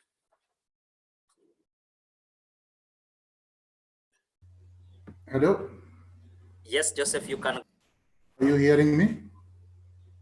Yes, we hear you very clearly. Thank you. I was saying that first is to thank Kenya Markets Trust for this study. I think it is very important for all of us, both as investors and consumers of lime. To go straight to your question, we've had, of course, we've been in these lime experiments for the last for the last over 5 years with Kenya Markets Trust, and even before we dealt with other stakeholders in trying to popularize lime. But of course, we've got a few experiences that we can share. One of them being that there's been slow adoption of lime use with the farmers. And we believe that the reason for this is there is slow change in farmer practice or tradition. Farmers still think that they've got to really just do things the same old way, which really need to be fought. Number two is that there's less information on liming, need for more awareness, which we are doing, and we need to really get the help of the government to help create more awareness in the market. And finally, we also have the additional cost of soil testing and liming. Farmers are not interested in increasing their costs because again, they're not very sure that by using lime, they'll be able to gain more from their in terms of yields. So that makes, of course, for slow adoption. And number two is the subsidy effect. Government has been subsidizing other farm inputs, forgetting about lime, and farmers feel like they need that subsidy on lime as well. So I think one thing that should be looked at is as the government looks into subsidizing other farm inputs, lime should also be part of it. I know that they've started with the e-voucher system, which we hope will work, but it is a thing that the government should look into. We also know that lime is a bulky product, and that of course affects farmers in terms of application and of course increased cost of transportation. So that also of course affects adoption of lime. Another item is residual effect. Now, the biggest benefit of liming is on the residual effect. And you realize that most farmers want to get instant results, which doesn't come with lime. And they tend to want to give up before they see the results. And to give you an example, we did a number of demonstrations in the North Rift, in the South Rift, and of course parts of Kakamega and Bungoma. And when farmers applied lime, they were not able to see the results like in the first crop. But in the subsequent 3 crops, the yields were almost doubling. And what we're saying is if farmers could be patient a bit with what they're doing, then they're able to see the results from liming. Another experience we've had is on storage. Agro-dealers are not really willing to take up lime. One is because it takes up a lot of their storage space, given that the product is bulky. As mentioned in the research or in Michael's presentation, lime is dusty and of course difficult to apply. So that is an area that should also be looked at. How do we make lime more friendlier in terms of application, in terms of storage, in terms of transportation as well? Because given it is bulky, given it is it takes a lot of space for storage, it becomes an expensive product. But we've got a few feedbacks as well from the demonstrations we have done. One being increased yields. We've been able to see from different farms that in certain cases, the yields have more than doubled. Farmers have gone from 12 bags to 24 bags, from 12 bags to 35 bags, which is very encouraging. And one thing that comes out strongly, as much as we want to also get lime in granule form, but the benefit of lime actually resides in the residual effect. It means that if you apply lime in the hole, if you do microdosing, then the farmer doesn't get the total benefit from that application. So farmers still need to also, as much as we go for microdosing as a maintenance measure, but I think that liming as a total application on the surface of the land and working in the soil remains very important because the yields have grown much bigger with that than it is with microdosing. Of course, I mentioned about making the product more friendly. There's need to make the product friendlier during application, during transportation, and also during of course, storage. Another item is machinery. Probably one area where the government should come in to help is where we can get machinery to spread lime. Because the difficult bit is applying lime using human labor. If there could be a system where agro-dealers could be empowered, farmers could find access to lime spreaders, I really think that the challenges with lime handling would be sorted out. So that to us is an important thing. We're also looking at once the government, once all the stakeholders have come up to help us with sensitization, then we are able to probably look at providing storage facilities near farming regions where farmers could, or agro-dealers could draw lime from and supply to the farms. Because we know that storage has been a challenge, given that lime is bulky, it is dusty, and it takes more space. So I think these are the kind of course, our experiences, the kind of feedback that we got from the farms. But overall, the feeling is that our soils are very acidic. If we really want to be food, food sustainable in 2030, if we want to be able to feed this country in the next 10 years, we have to look at the best ways to ensure that our soils are healthy, soil acidity is fixed, and that farming becomes a business. We talk of no employment in this country. It is because, people who come from schools are not willing to venture into farming. How do you want to go into farming to only get 5 bags of maize per acre? If we can make farming productive, if we can make our farms more productive, I tell you, all the young people from the universities, from colleges, will venture into farming as a business. Thank you so much. Thank you so much, Alubaka. I know because of the experience and the intensive work that you've done for the longest time, you can say so much about lime and what has happened. Nonetheless, I know there are also questions that are coming directly to you. There are questions that you'll be asked. So you may have a moment later just to be able to summarize. I want to just inform that even as we approach the end of this, the discussions with our panelists, we encourage you to use the question and answer so that you can be able to ask your questions or even give your comments. And we are going to be able, because of the limited time, we'll be able to give you responses within the chat. So if those responses are not satisfactory, again, we can be able to follow up with the rest of the members even after this webinar.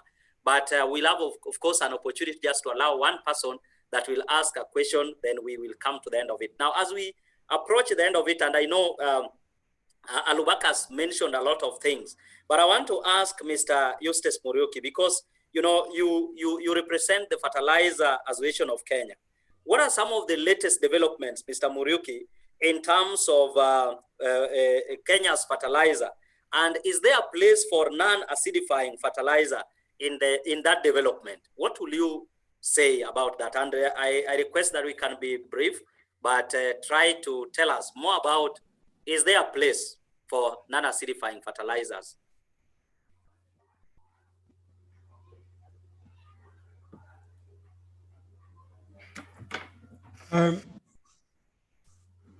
Thank you very much, Chris, for this opportunity. First, I would like to thank the KMT for organizing this forum, where we can all share our experiences. The other one, I would like to salute my past speakers, including the peers, Dr. Bimar, Maria Nzombo, the CEC, Trans Nzoia. I must say that this discussion is very important, and we all know that soil acidity issue in Kenya cannot be overemphasized. It is something that has been faced by farmers for a number of years. Going back to the experiences that were given by Maria Nzombo, I'm happy to note that farmers registered some yield increases by using the non-acidifying fertilizers. That is where they must have used some blends where the granulated lime had been incorporated. That is very important, and I think the Trans Nzoia is moving in the right direction.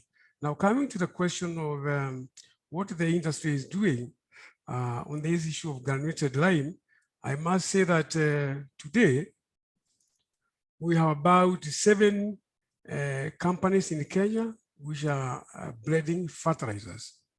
And I must congratulate a company called Mavuno, because we were the first people to use granulated lime in the fertilizers, in the planting fertilizers that they started making somewhere in Earth River.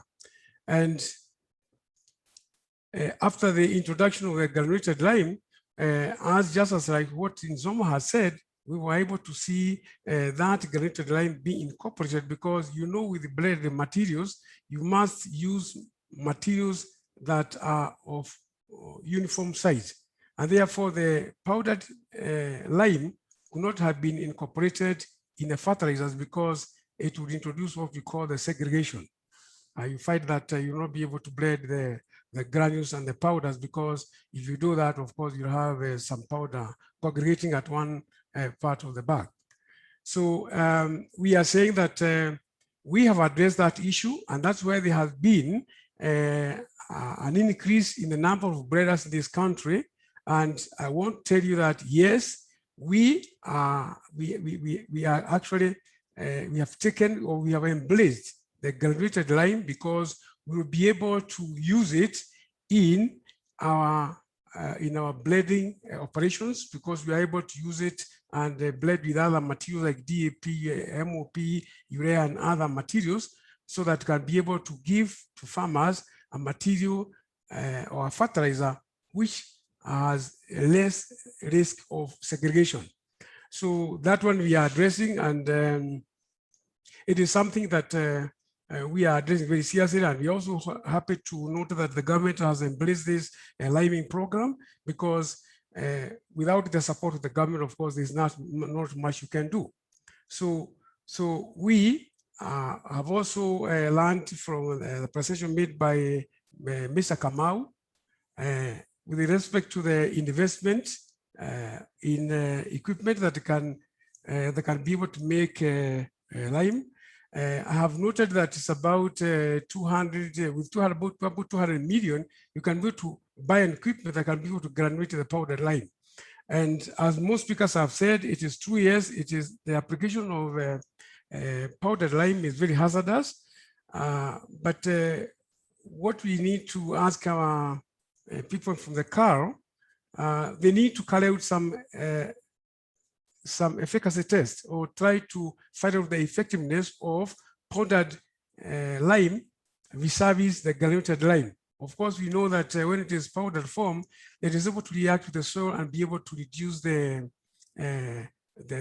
pH more effectively, as opposed to when it is in granulated form. We need to know how long, or what is the advantage of using granulated lime versus the powdered lime. Of course, the farmer sees it's powdery, and of course, we understand it's hazardous. But now, with that report we have got from Maria Nzomo and from more other people who have used the blended materials where the granulated lime has been used, I think it's more encouraging, and I think we need to move that direction. And if people can be able to invest in granulating equipment, we can actually save substantial foreign exchange, because you can be able to do this thing locally here instead of importing the granulated lime into this country. So all in all, I would like to say I'm very happy with this kind of development, and I think we should all embrace this granulated lime. It will be good for the farmers. It will also be good for the blenders in this country. So if you go by what has just been mentioned there, that we have a lot of arable land in this country which has very acidic soils, then you can see it is a high time that we actually encourage the use of lime in this country. And I think I would like to echo most other speakers who have said, I think we must create awareness so that we talk it over now and then. Our frontline staff in the field, they should be able to talk this to the farmers so that they can be able to use this lime. Of course, many farmers have been saying, yes, we understand this lime is beneficial, but how do we get it here? And I think the greatest challenge we have in this country is to avail this lime to where it is being used. And in this regard, I would also like to encourage Homelime to try to maybe open up some distribution centers where they can be able to avail of this material.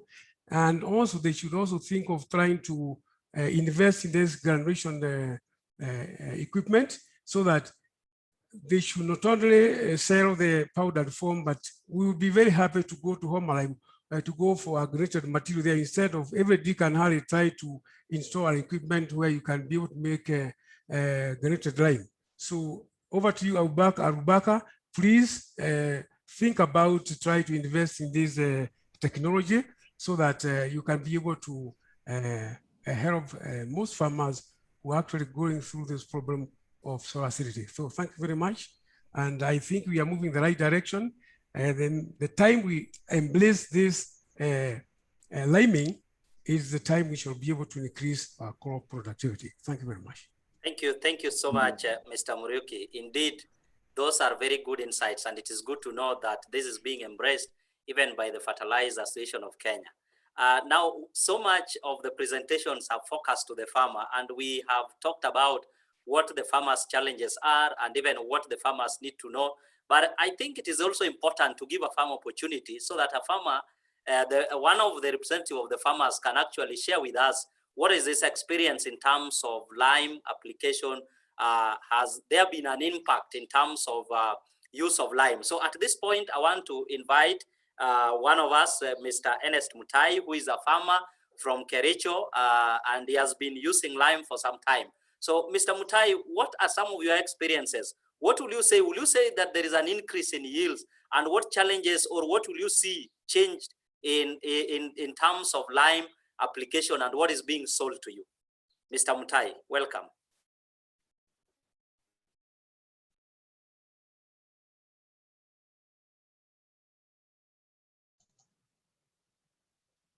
Mr. Mutai is muted.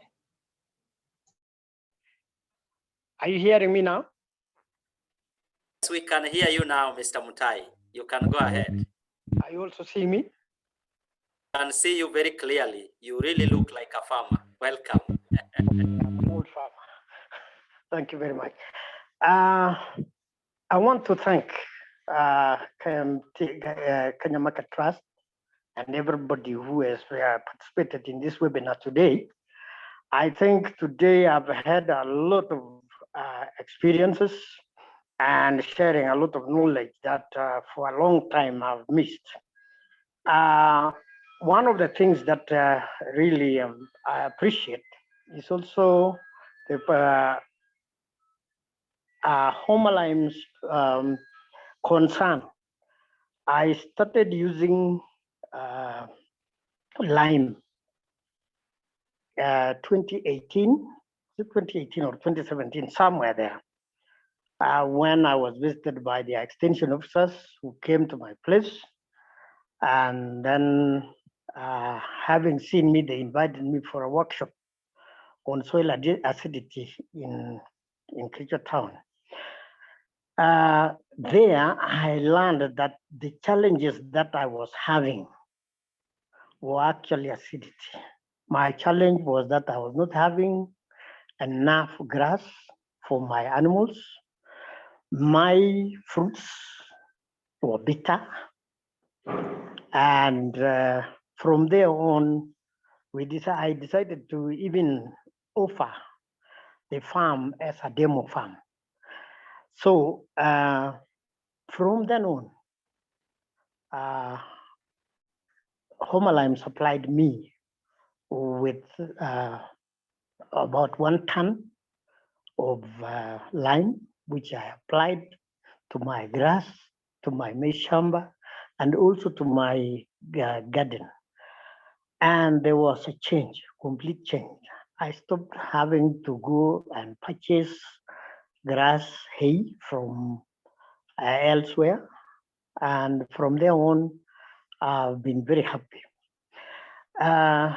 Even today, as we are talking, I have a very beautiful 1/2 acre of maize, and I've not added anything extra.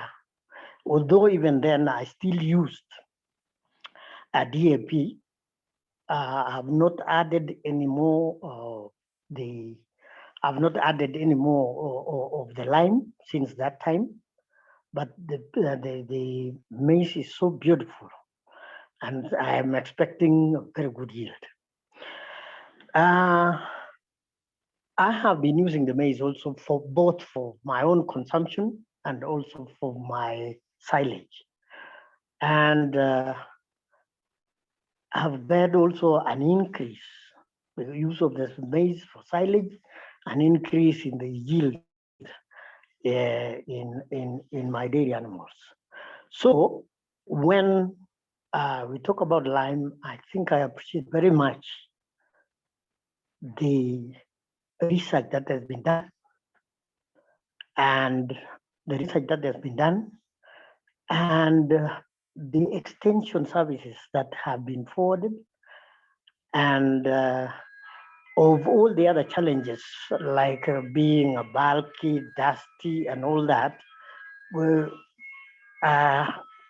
maybe as we say, the benefits outweigh the other problems of being dusty and being, I don't think really they are really that dangerous. So we want to thank everybody who has been here. I want to appreciate also what the government is doing. When you hear that we are looking towards feeding more people with less, that is very, very, very, very good. Meaning also that the farmer who is doing something in his small plot will be able to put something extra into his own pocket. And that it should be a thing, and that should be the way to go. As for granulation, it is a matter of handling. I was even wondering whether we could also think about producing some liquid, like that can be applied. If you cannot, if machinery, if there are some other machinery that can use the dust, well, that would be appreciated. But otherwise, the whole thing is really very good. We want to thank each and everyone who has taken part in either the research, like particularly the one that has been done by Kenya Market Trust, going to the extent of even looking at the investments in making for the granulated, which will make the applications easier for the farmers. We want to appreciate that very much. The gap that is existing in information to the farmers, I think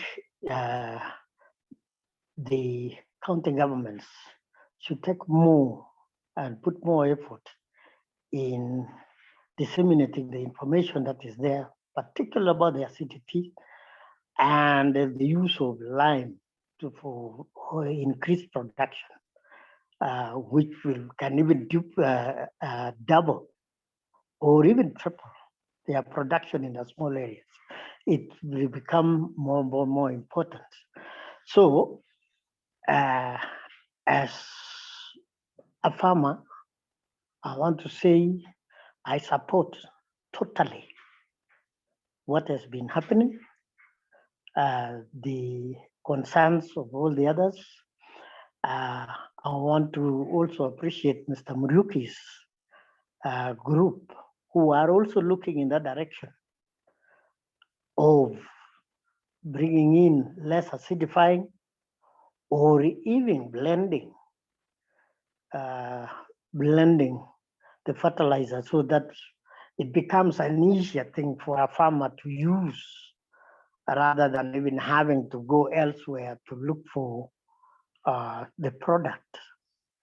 It is much better to use one thing rather than two. So otherwise, to me, I want to appreciate everybody else's performance, everybody else's participation. Today, I've said I've had an intellectual excursion, which I've not had for a very long time, since I retired quite a number of years ago. It has kind of motivated me to follow up with what is happening in the industry. Thank you so much. Thank you so much. Thank you so much, Mr. Mutai. You know, we are really grateful for those comments that you have given.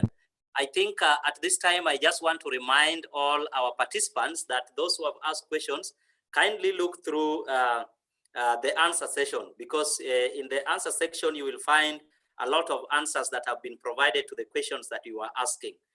Because of time, we may not have a lot of opportunity to be able to respond directly in terms of this network, but we are able to respond to you directly into your inboxes. So kindly check the chats on the answer the section. We have been able to respond to your answers. Nonetheless, we'll have one opportunity just to give one of us, before I ask the panelists, whoever has really a burning answer to give on the platform. I want to ask Mr. Henry Ogola, who has raised his hand, that he might ask or contribute to the discussions that are going on before I close up this for the next session of the presentation. So, Mr. Henry, feel welcome to ask or to give your comment to the discussions that are ongoing. Welcome. Thank you very much, Michael. I would like to, first of all, say that it's very pleasing and refreshing that after so many years of fumbling,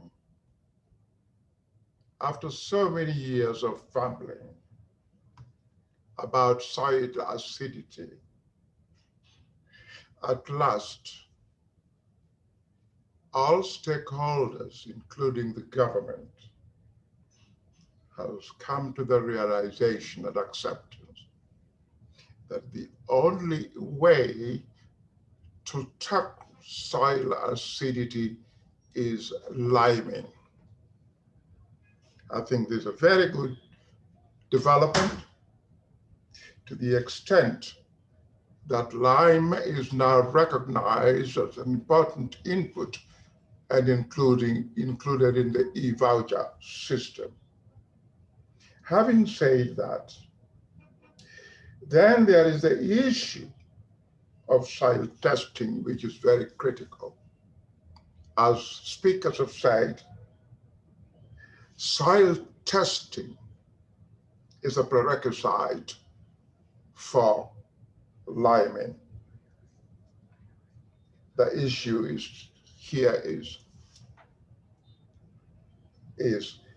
availability, access by the small farmer, especially, to this service, to testing, in terms of availability and in terms of price of testing. I don't know, but I think a study should be done to determine how available, to what extent soil testing is available to the farmer. Otherwise, all the effort will be futile. Then in the presentation regarding local manufacturing granulation, it would be important, in my view, to look at the viability. In this country, I'll give you an example. For many years, there have been attempts to manufacture fertilizers, all of them futile and failed because they were not viable. I think the study that you did should look at viability to compare the cost of local granulation versus imported granular fertilizers. Before, I'm sure any investor will want to go into that. Then finally, I am very pleased that Professor Ahmad Bogamat has said a very important thing, and that is holistic approach. Why holistic approach? Because the concern is declining productivity and production over the years. That's why we are getting so concerned about this. Soil acidity is not the only factor. There are other factors, quality of seed, micronutrients in our soils, and so on. So all this should be looked at when we are talking about liming in order to address the problem of declining productivity, i.e. holistic approach. I thank you very much for your efforts. I would like to request again, Kamau, that you go back to your comparison in pricing and so on in your study, because I'm not sure those figures are quite correct. Thank you very much. Thank you so much, Mr. Henry, for the contribution. Indeed, it was not possible not to allow you to make a comment given your specialty in this area. Now, at this point, I just want to let you know that all the answers have been provided to you in the answer box, but at this time, I want just to welcome John Wendt so that he can be able to say one or two, he can give one or two responses and maybe give some of the closing remarks from his end. And I want to request that, John, if you could take 1.5 minutes max, that will be great. Okay, great. I'm just getting myself unmuted and videoed.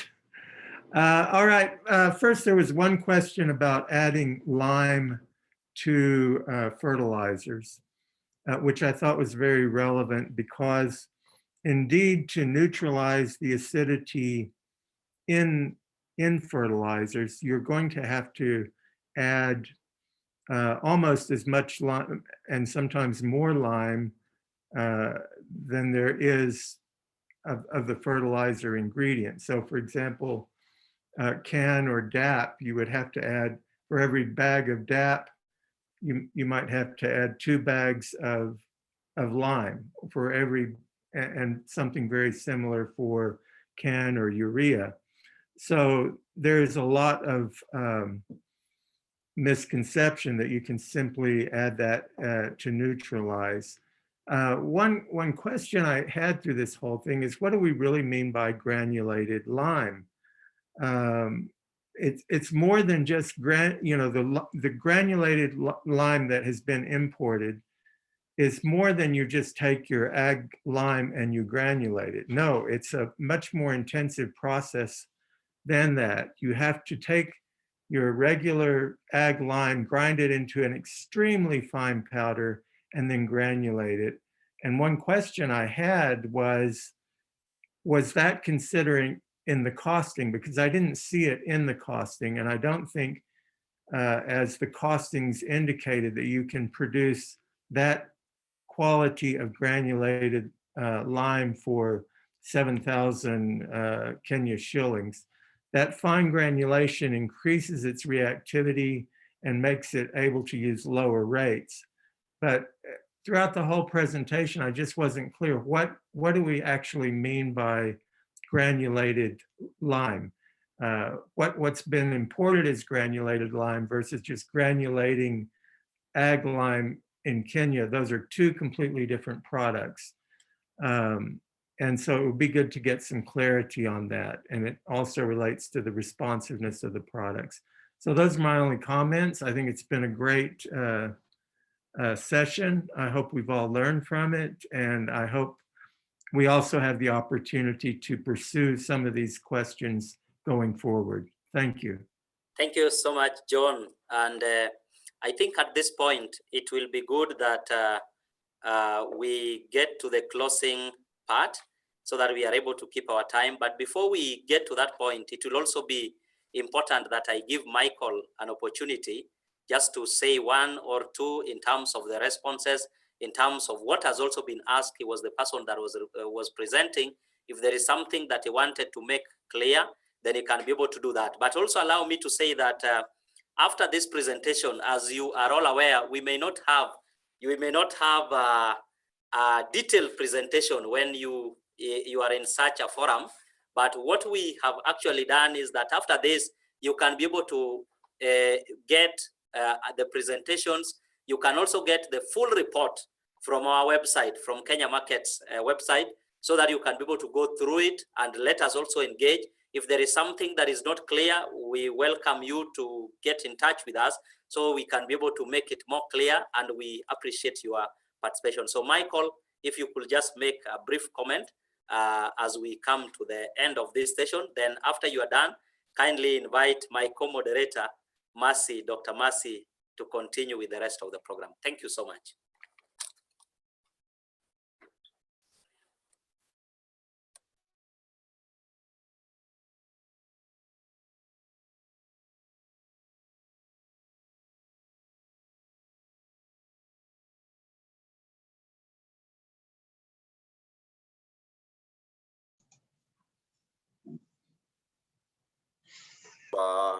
The granulated lime to achieve 80% of the particle being less than 75 microns. So it's not just the normal ag lime being fed into a granulator. So that's not what we were looking at.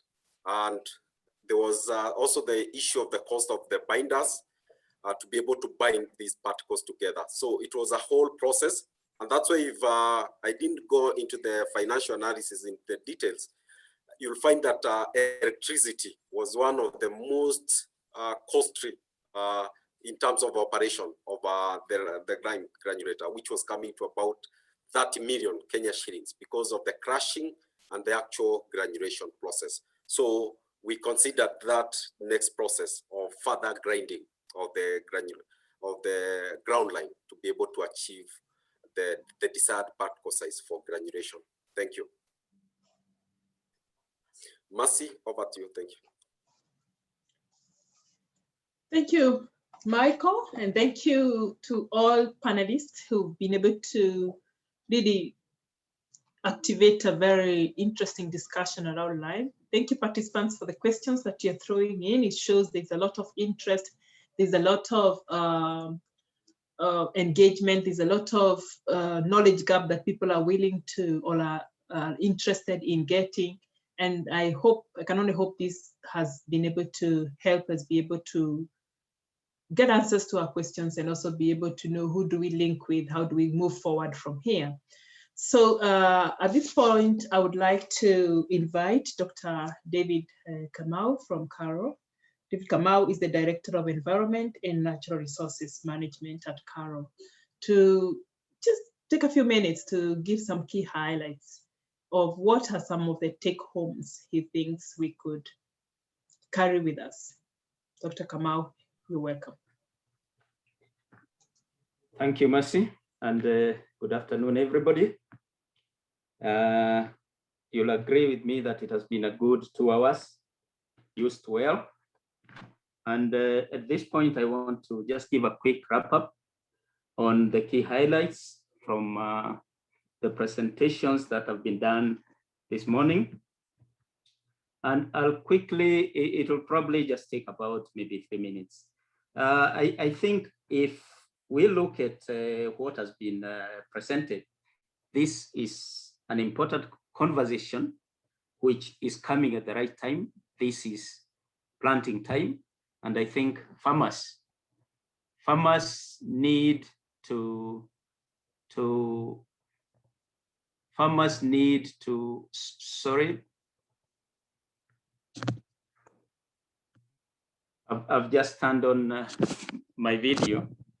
Farmers, I think, need to get this lime at this time.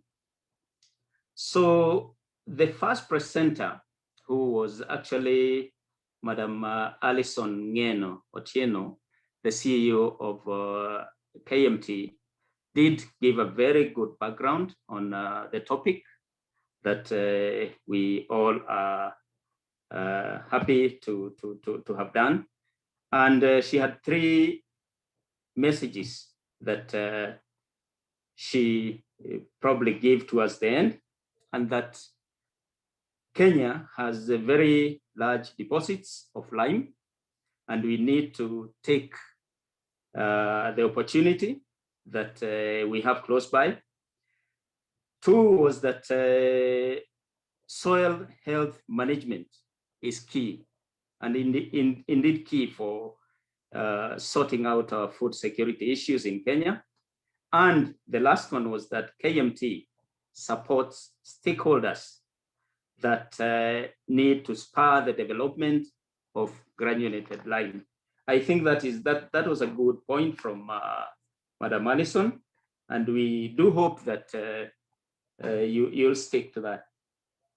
Then we had a presentation from Honorable Mary Nzomo, who is the chair of the CEC Agriculture Caucus, and she did take us through the journey that the county governments have traveled in as far as addressing the food insecurity situation in Kenya is concerned, and especially when it comes to Trans Nzoia County.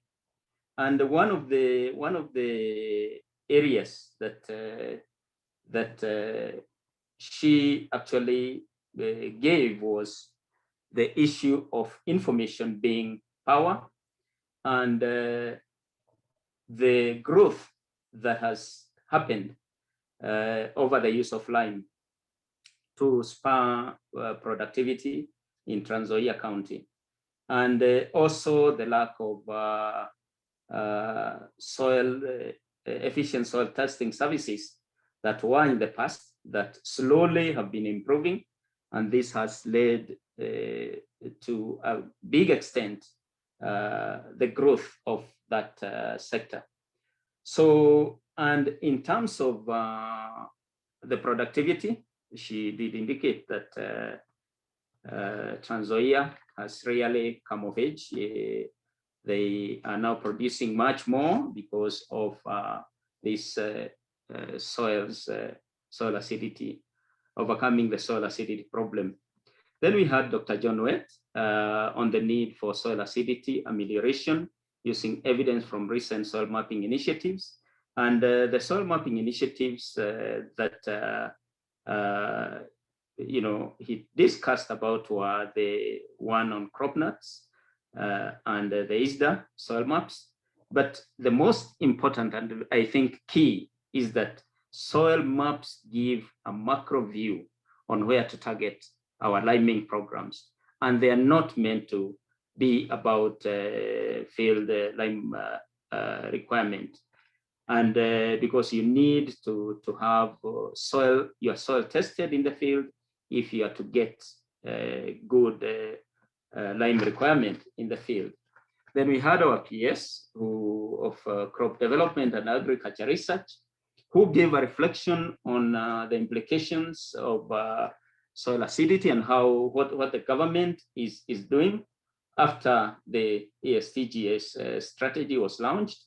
And he did very well say that the government is currently addressing the issue on soil degradation, or the issue of regenerating our soils from a holistic point of view, whereby we do not just address the issue of pH, we address it from a balanced fertilization point of view. So that if you look at the shift from the original bulk fertilizer purchases by the government through subsidy, it has gone to the e-voucher systems that are targeting specific farmers with specific value chains and giving a range of inputs.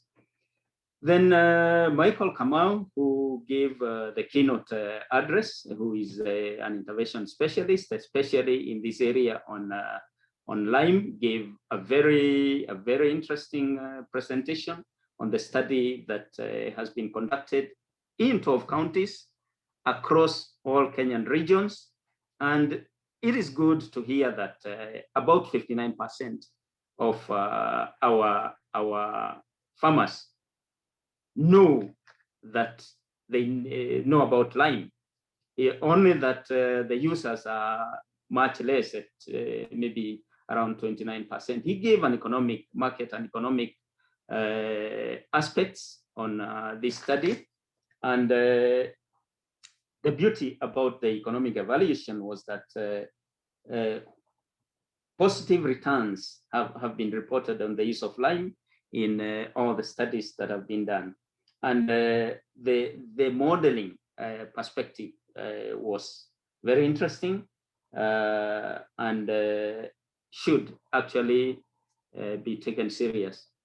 Then he gave recommendations from 2 points of view, from the policy perspective and from the farmer perspective.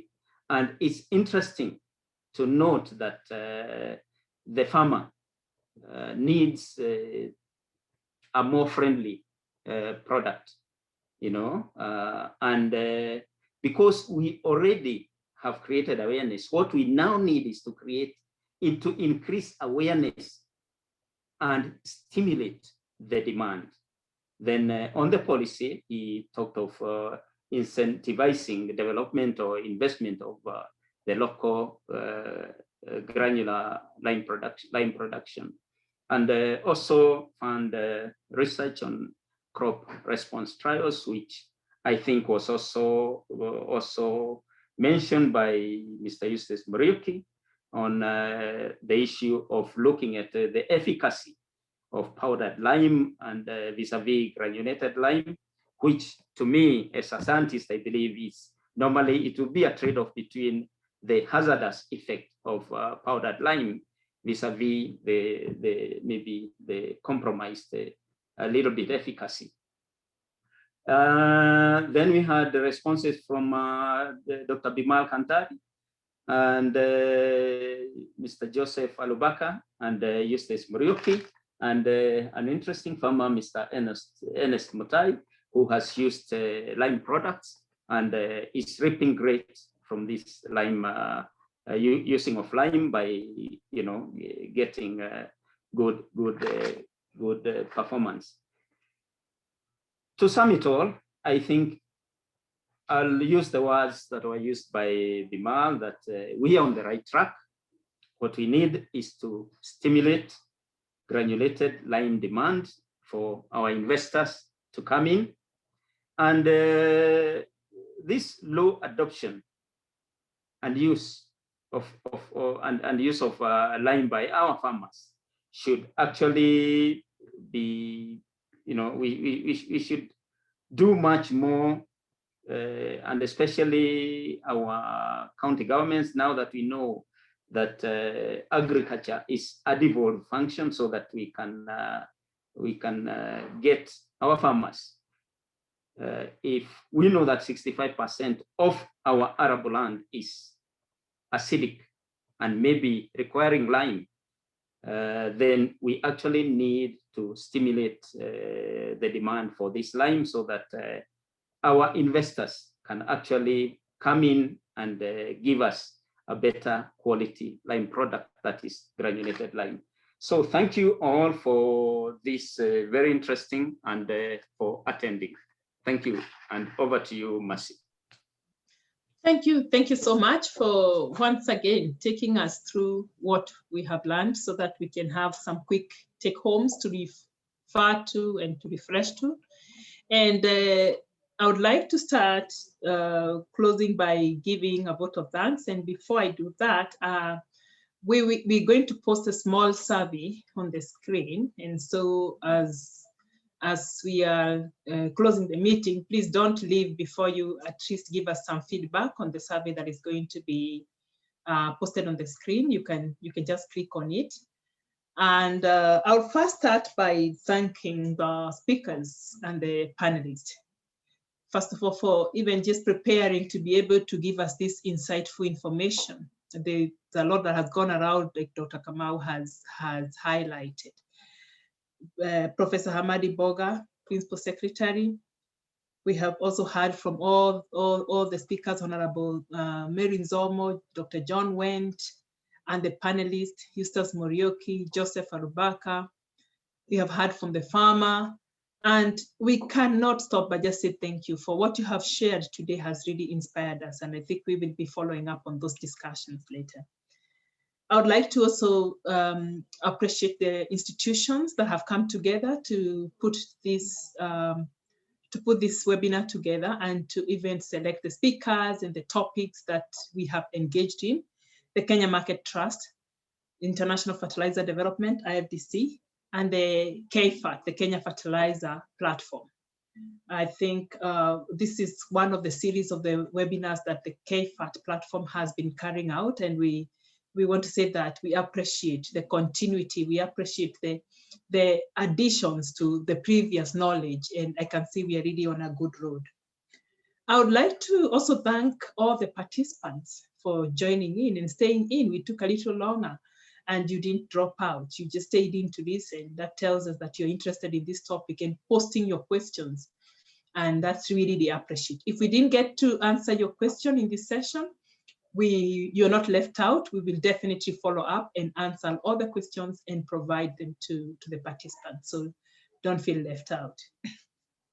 We also, in case you missed a part of the presentation, or you have somebody who you'd want to listen to the first presentation, we are live on Facebook and you can always go back there and get it, but we will later share a link to the presentation. All the materials and resources that have been shared today, including the map links and complete report of the study, and also the presentation and a policy brief will also be shared after the presentation. So we hope that you can follow, you can share, you can talk to as many of your partners as possible about this topic and about what we've discussed today. And we hope that we can continue to network even as we plan on future to host other advancing topics to link to this particular one. Thank you all for finding time to come. Please click on the screen to submit your survey. It's important for us. So we're going to leave the screen on for another, just maybe 2 or 3 minutes for those that haven't filled the survey, but for the rest of us, thank you so much. We appreciate your time and appreciate your participation. Bye-bye. Mercy? Yes? Maybe before everybody leaves, I had suggested the coming up with a liming manual for farmers and extension staff. I don't know who can help us develop that. Okay. I don't know if Dr. Kamau can respond on the work we are doing with Caro and a consortium of other institutions to synthesize the lime and liming information, and also looking to draw from that and develop a liming manual. Dr. Kamau or John Wendt, one of you could respond to that. Yes, I think we're in the process of doing a liming manual. It's we have several stakeholders who are doing it. It's only that it has taken a bit long. This is an incentive that we started last year, but hopefully we should be having a liming manual for Kenya within maybe the next few months. Good.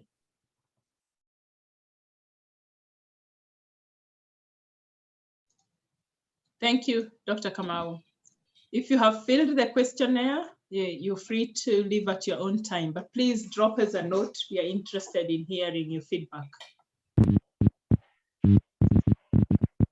Thank you, Mercy. That was good.